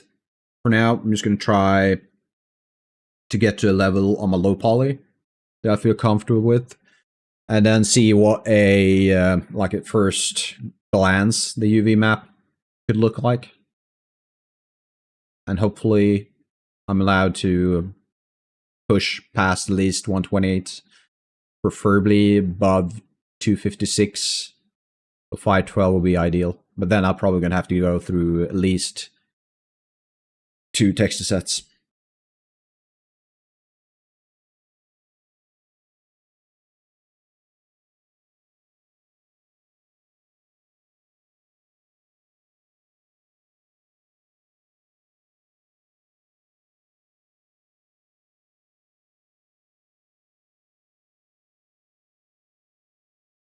Let's see.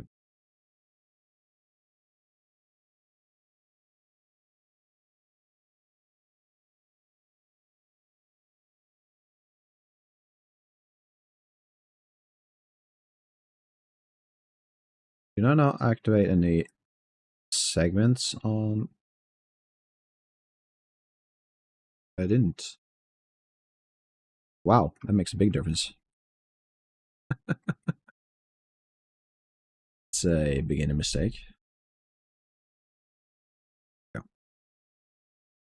Oh, that's why it worked so well on. All right. Dang it.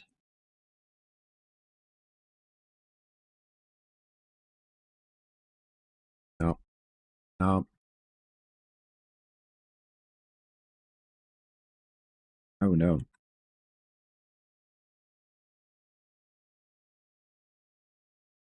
Right.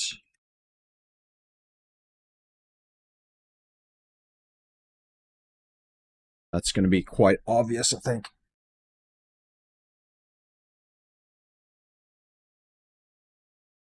It's not what I wanted.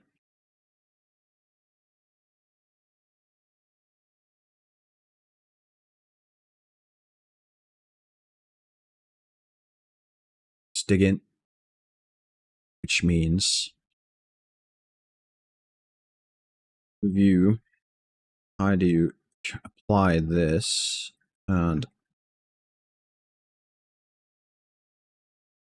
going to have to work.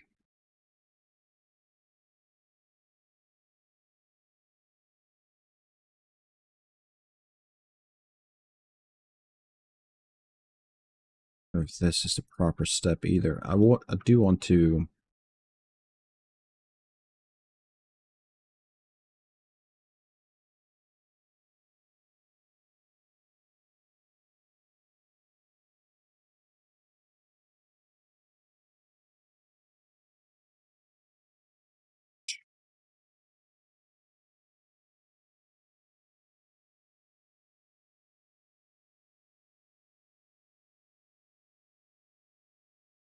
select the sharp edges again.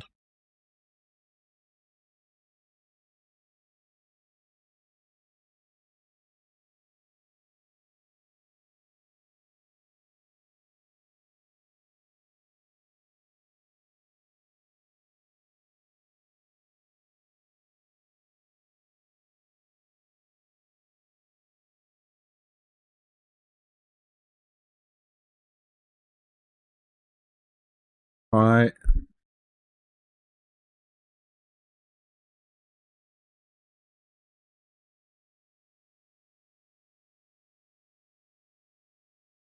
And then you're thinking I should try the bevel modifier? Alright.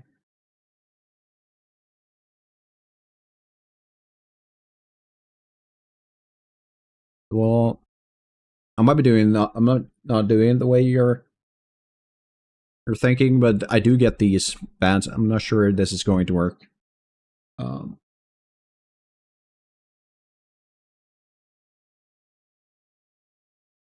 Because it's going to affect. Oh, you're thinking of crease stuff? Okay. Oh, okay.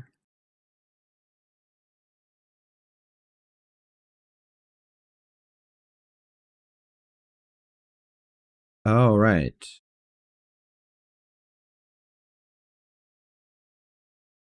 Okay. I think I'm getting understanding what you're trying to go with. What's the shortcut again for creasing? I don't remember. Is it Shift E? It is. Okay.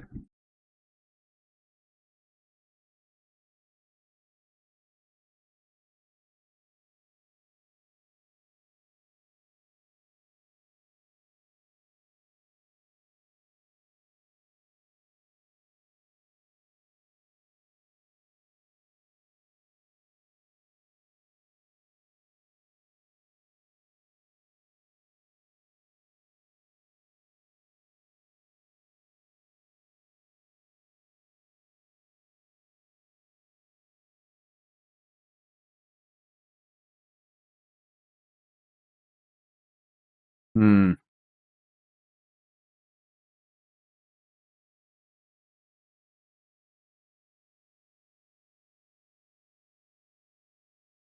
Okay.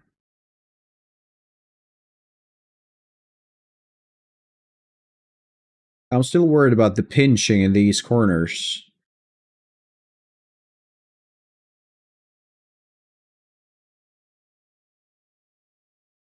If I go for another subdiv after this, could that work? No.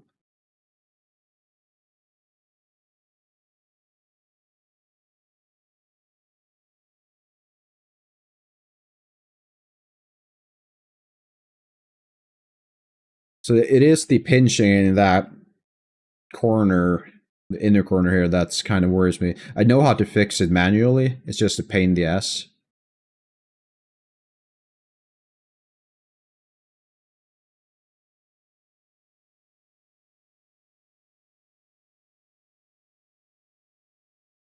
Manual subdiv. Are you referring to like subdiving it like this? I'm sure if that's that approach makes a big difference though. I think of adding edge loops. All right. I was kind of hoping not to have to do that since I mean I can kind of see.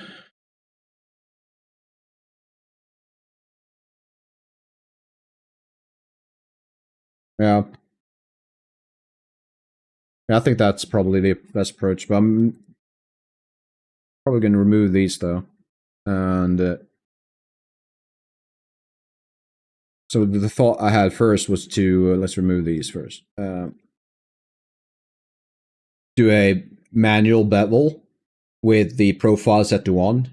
That gives me a proper starting point, and then kind of fix these corners by rounding them out and moving the corner into this part. I think that could work.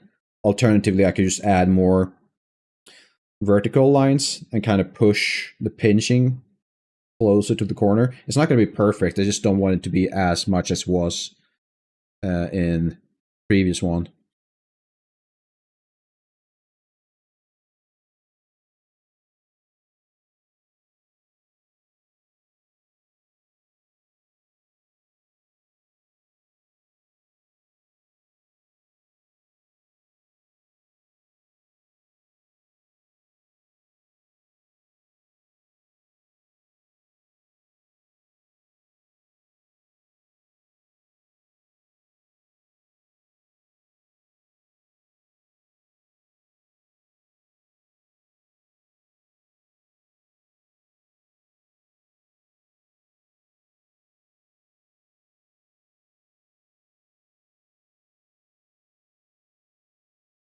Thanks, Poncho.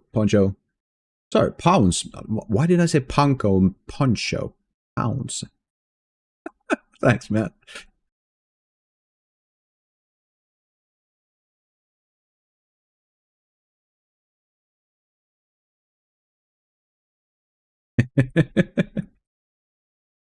But yeah, that fixed. I mean, there's still some issues, but good. I'm not sure what that came from. Maybe you should swap over to ponchos. Maybe that could work. No, let's keep it to pounds. Either way. All right. You think so? Well,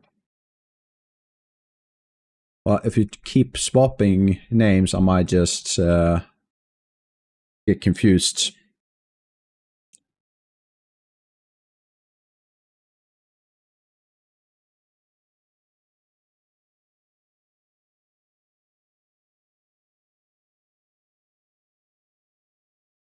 Yeah, that looks great.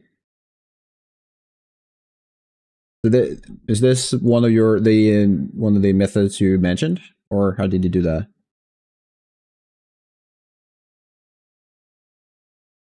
Well, that's part of it. Pounds. Dads do rent. That's their job. Oh, right. Oh, and you do a single segment bevel. Okay. Yeah, that does look great. A lot better than what I have, I think, at least. Because mine is a bit more intense. I could probably move. That is pretty good.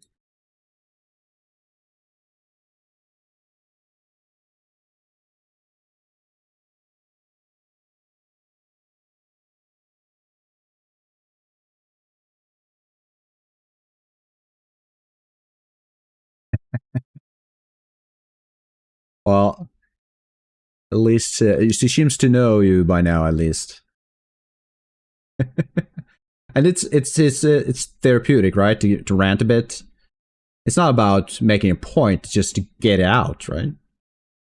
All right. So what is this? Nitro first, manually bevel the L-shaped corner. Right, and then you connect those two points. Oh no, you divert it down a bit first, and then you connect it. Okay. I assume this could be done with a 2-segment bevel too. It doesn't have to be a single bevel segment. Okay. I mean, we can always try it. It looks great. So.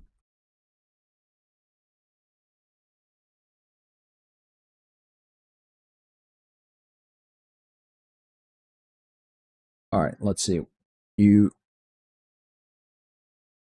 I guess I could then from. Could I go something like this? It might be a bit too.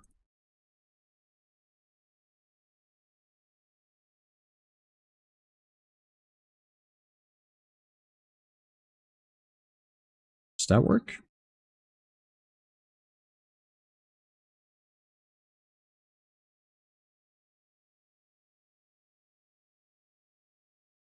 Still a bit pinched, but I could probably smooth it out a bit.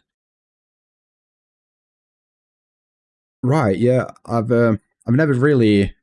I mean, I kind of know what to do with them, but at the same time, just I just don't like them. It's kind of the downside with poly beveling or probably modeling. Would be so nice if we can get more closer to what's it called? Not NURBS, but the other word, the vector type in CAD. But there's not much we can do about it.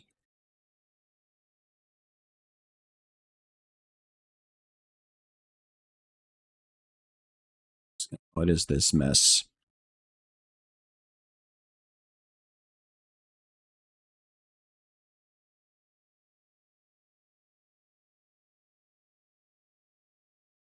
There was definitely a charm in the NURBS modeling.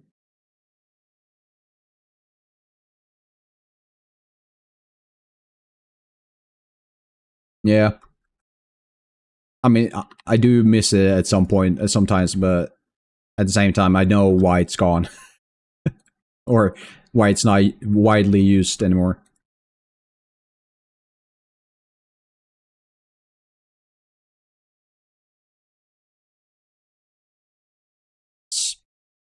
That's not bad. It's not perfect, but I can probably expand this part a bit more.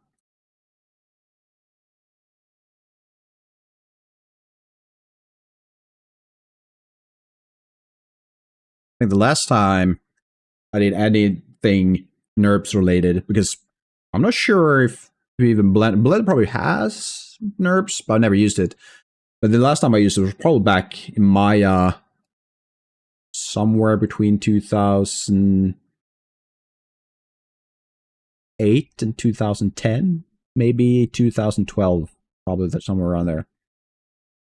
But once I got into Blender, I kind of never got back to Maya.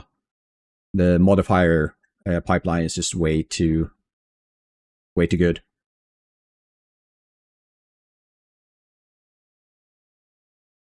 There we go. I mean, there's still a lump. I think that is as close as I can get. Unless I add more. Could potentially be if I add more along the ring.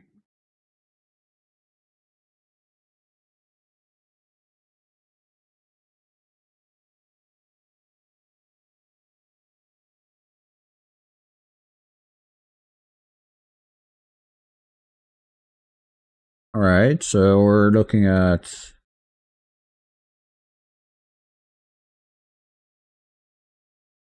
You're adding a bevel weight, or were you weighting your sharp edges, but not the L ones? Okay. All right. No. No, it looks like you also added weights. No, you didn't. And then you bevel. Okay. So you don't do manual beveling first. You do a bevel modifier afterwards. You connect it that way. All right. All right. Let's give it a shot.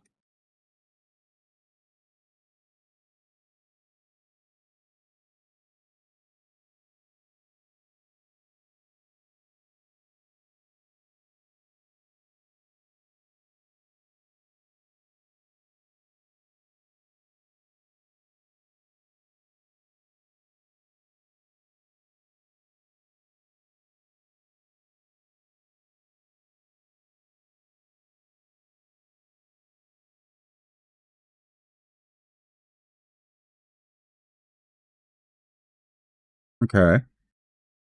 The crease are just to Are those creases? I thought those were bevel weights. Because the crease is purplish, right? Or are you using a different color scheme than I am?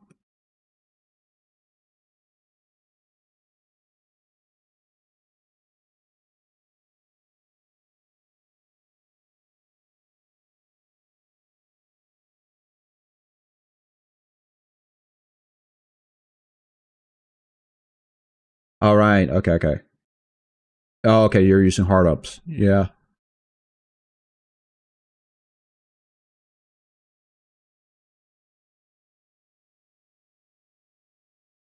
Okay. Well, I can just try it out. See what happens. I'm gonna have to apply this one.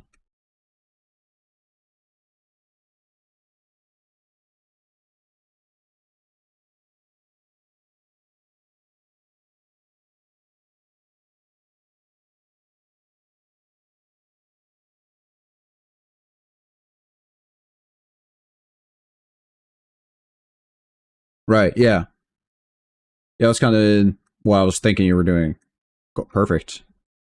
So, dude, you grab these two, and I'm assuming you're giving yourself quite the distance. Looks like something along this line. And then you can connect these two. So I'm going to have to do it on the inside. All right.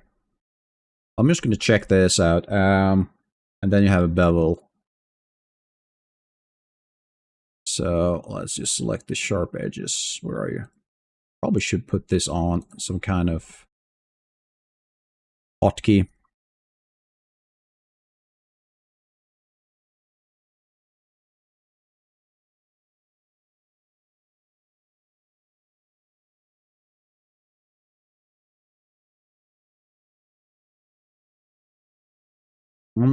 This kind of looks right, doesn't it? Move back to a similar matte cap. As far as I can tell, it looks more or less like a copy. All right.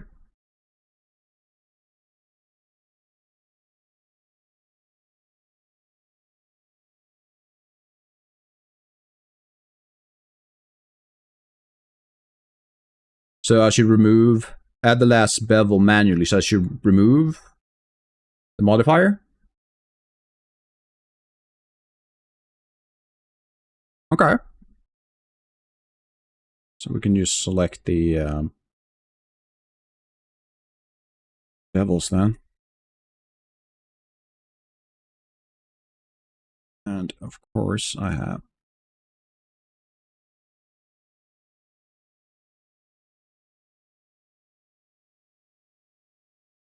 I mean, it looks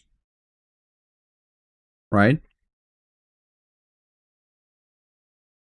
The bevel, I can just remove that, but it was turned off, so it wouldn't make a difference.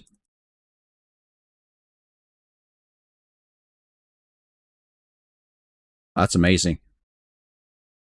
I think this is spot on. Yeah, that is spot on. Barely tell. Amazing.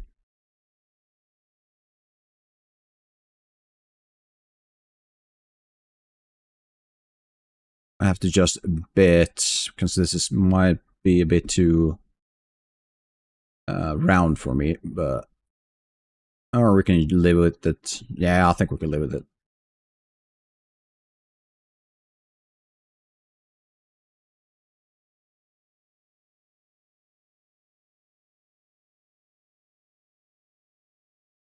Your instructions kind of remind me of this website. I can't remember the name of it right now. I'm sure some of you know about. Is it purely Polygon? No, there's something else, isn't it? Polycount, is it? Isn't that old websites before YouTube? All the best resources are gathered. Wasn't it Polycount? It was. Yeah, that's another rip, yeah. Polycount. Oh god, that was such a good site. Well, it was good when it came to the sources. Finding stuff was another thing, but the source stuff, holy shit. Are people still actually uploading to it? Because it looks like there's quite a lot of new stuff. I think it is. Look at this.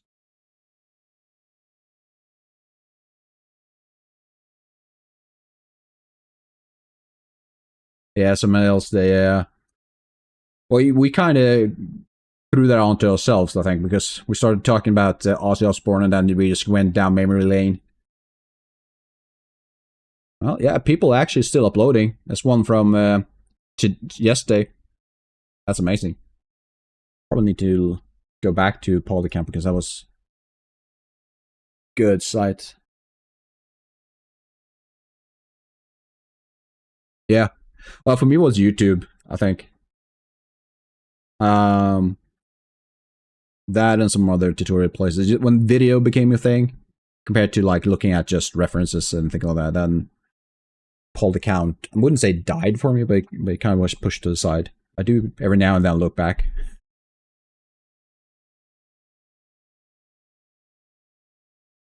Awesome. That's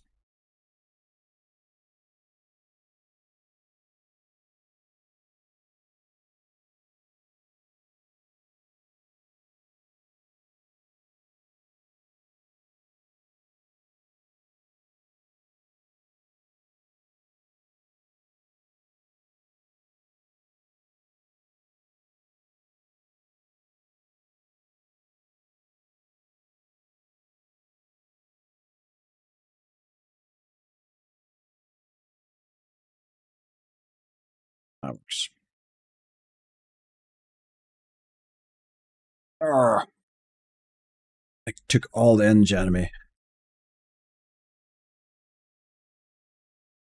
But again, Nitro, thanks for the guidance. That's perfect. I'm going to keep that in mind.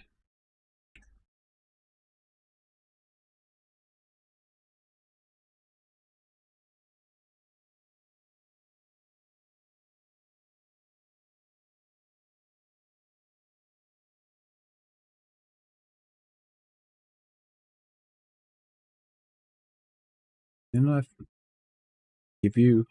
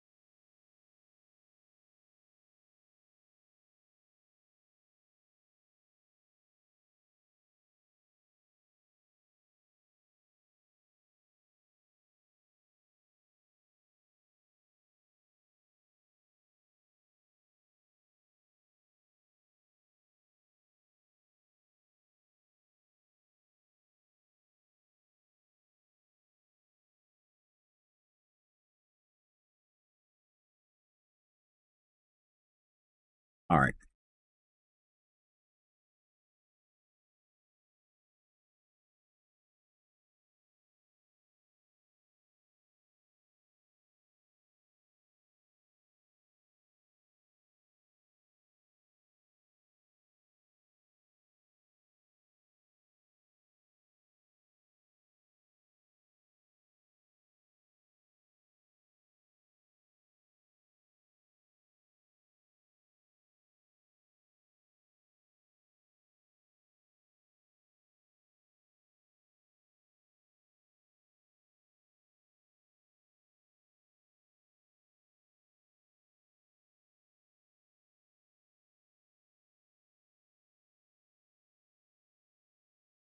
All right.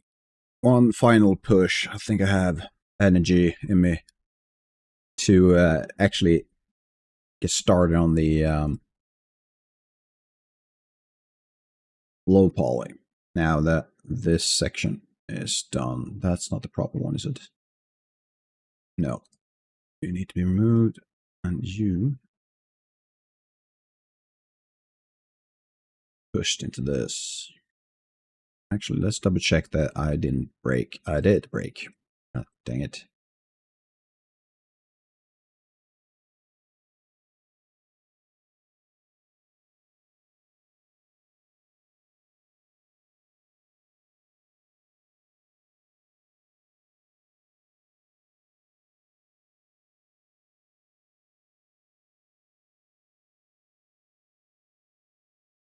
Right, so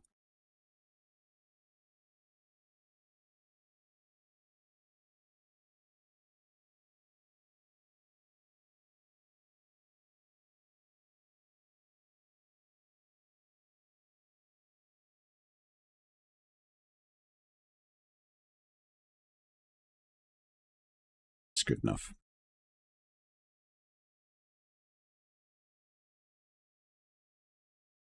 That's not going to be shown. That's perfect.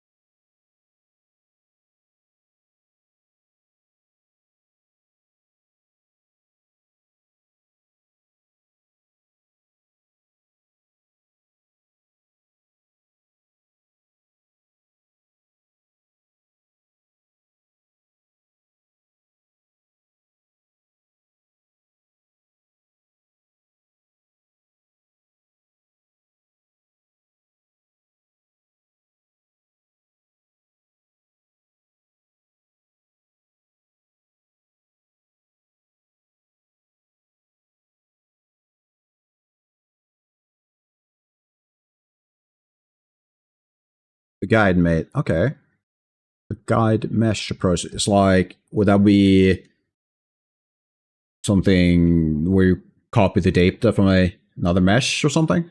I've seen that before. I'm not sure about the guide mesh though. If you have source for that, that would be great. I'm really curious.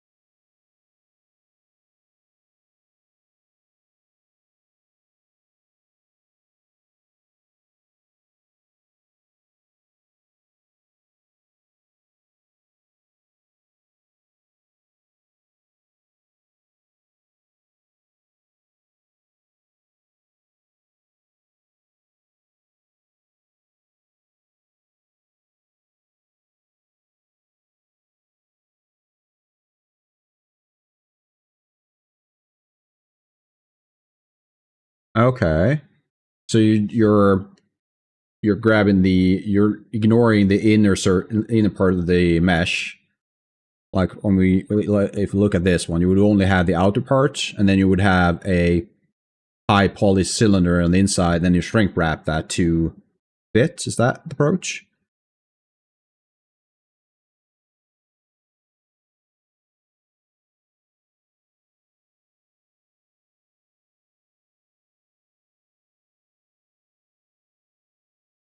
Because that sounds quite possible. I'm not sure if that's where you're sub the hell of it. Yeah, fair enough. You add another cylinder with your edge loop. You join shrink wrap on the guide mesh. Add, apply, shrink wrap. Then add thickness and support loops on top.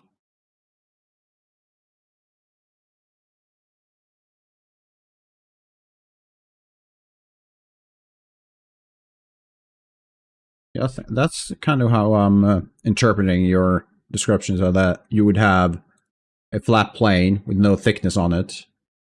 And then on the inside of this, you would have a cylinder that's slightly larger or taller that you shrink wrap your... Oh. Yeah, okay. Yeah, I was kind of on the right track. And then when you do the thickness on this, you will naturally get almost all the topology you need for the Highpoly. Okay. I've never seen that before, but that makes a ton of sense.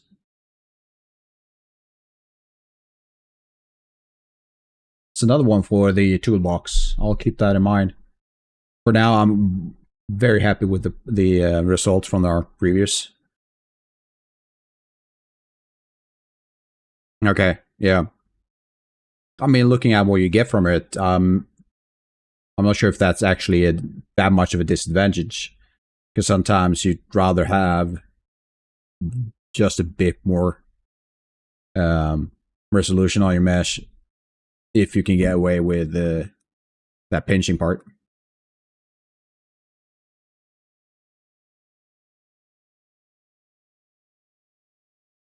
Oh yeah, I can actually, let's just do this. There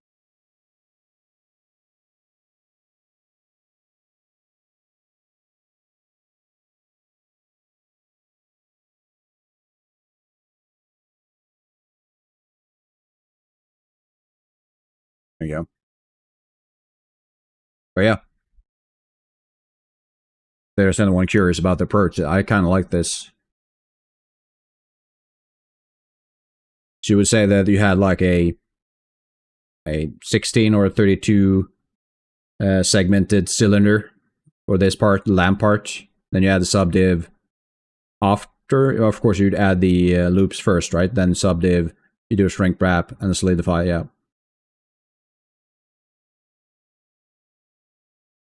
And these are not, like, perfect, I assume.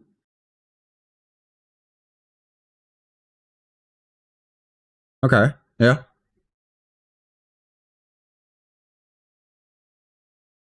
We have that loop. We have, of course, a support loop down there. So it's fun to see what people can think of, because I've never seen this approach before, and it makes a ton of sense. Because now you would have all the points perfectly aligned in a cylinder shape, like what used to be a cylinder. Because if you do, if you kind of start messing with it when it's in its more 3D thickness shape, I guess, trying to make this as good as a explanation as I can, then it could create some movements in and out. That makes sense. But with this, you would have a perfect shape. Cool. Yeah.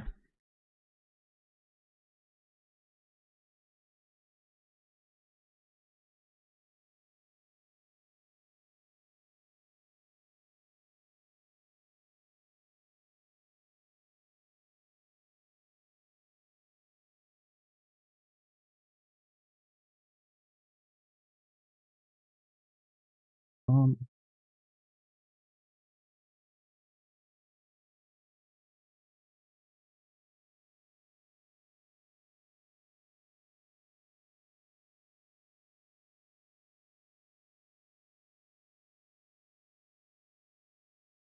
all right. Let's skip Dragon Force for now.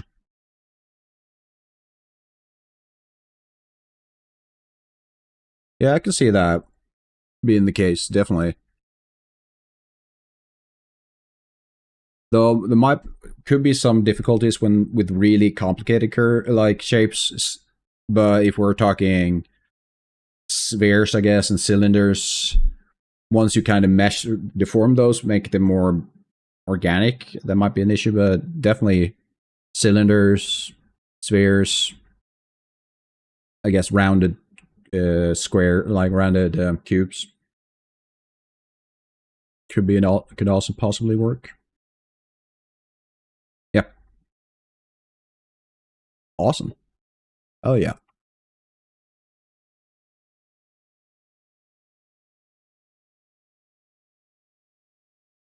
To I think I need to move you.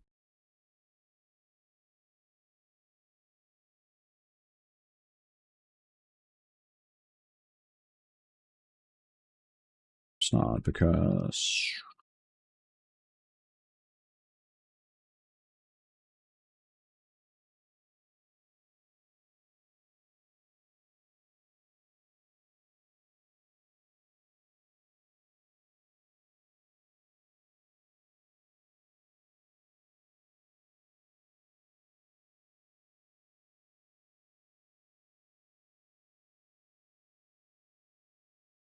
looking at the time, I'm thinking this is actually where my limit is at. Been a long day, and it's not cooler in any way. It's still probably above 25 degrees, which is warm. It's warm. So let's use this one instead.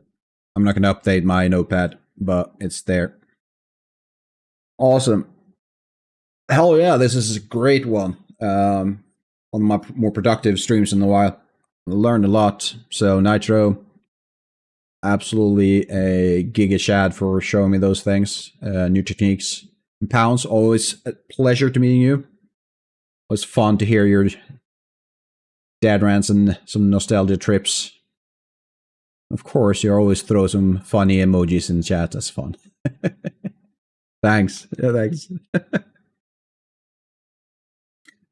Well, I'm assuming you still have a few hours of daylight, so anything productive or Just lurking around in chats.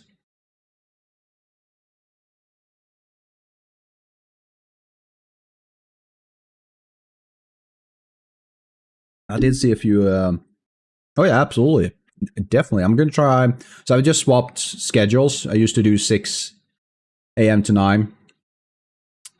I smash much the rest of the day. It's actually midnight, so it's kind of tough. Yeah, I swapped time, so now I'm doing evenings instead of mornings. The morning thing just didn't work out. I'm not a morning person. Yeah, I'm more of a night owl. Like nighttime is my the time I feel like I'm more productive. At least when I'm not drained of energy, right? So absolutely. I think that a lot of people with our interests perhaps lean into the more of a evening type of individual rather than a morning person. Just an observation, but of course, nothing scientific. But yeah, I'm gonna try again. Next time is on Thursday, so I'm doing 3 streams this now a week. The previous one with 5 a week was a bit too much, and I didn't get time to do other things that could help not only me develop as a person, but also grow the channel. I'm slightly worried that Twitch ways of being discovered on Twitch is not the best. So I want to use other platforms, and then for that I need to do some video editing and other stuff, and hopefully that will catch on. I'm seeing some progress on YouTube. So yeah, for everyone else who joined, always grateful, and you can find me.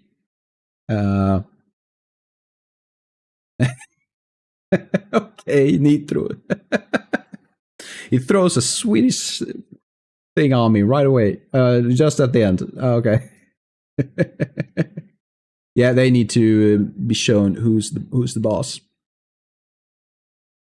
Either way, that's a nice way to end this chat or this stream. So I'm gonna go away. But if you want to see more from what I'm doing, you can catch me on Tuesday, Thursdays, and Saturdays, which is 9 p.m. Central European Standard Time. That's my time. So whatever you have for time, please look that up.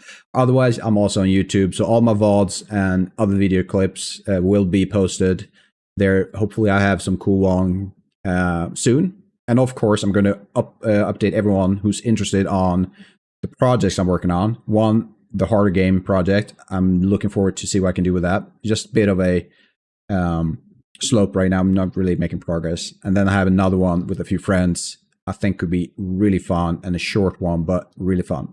All right, with that, thank you everyone for coming, and thank you for showing up, and I'll catch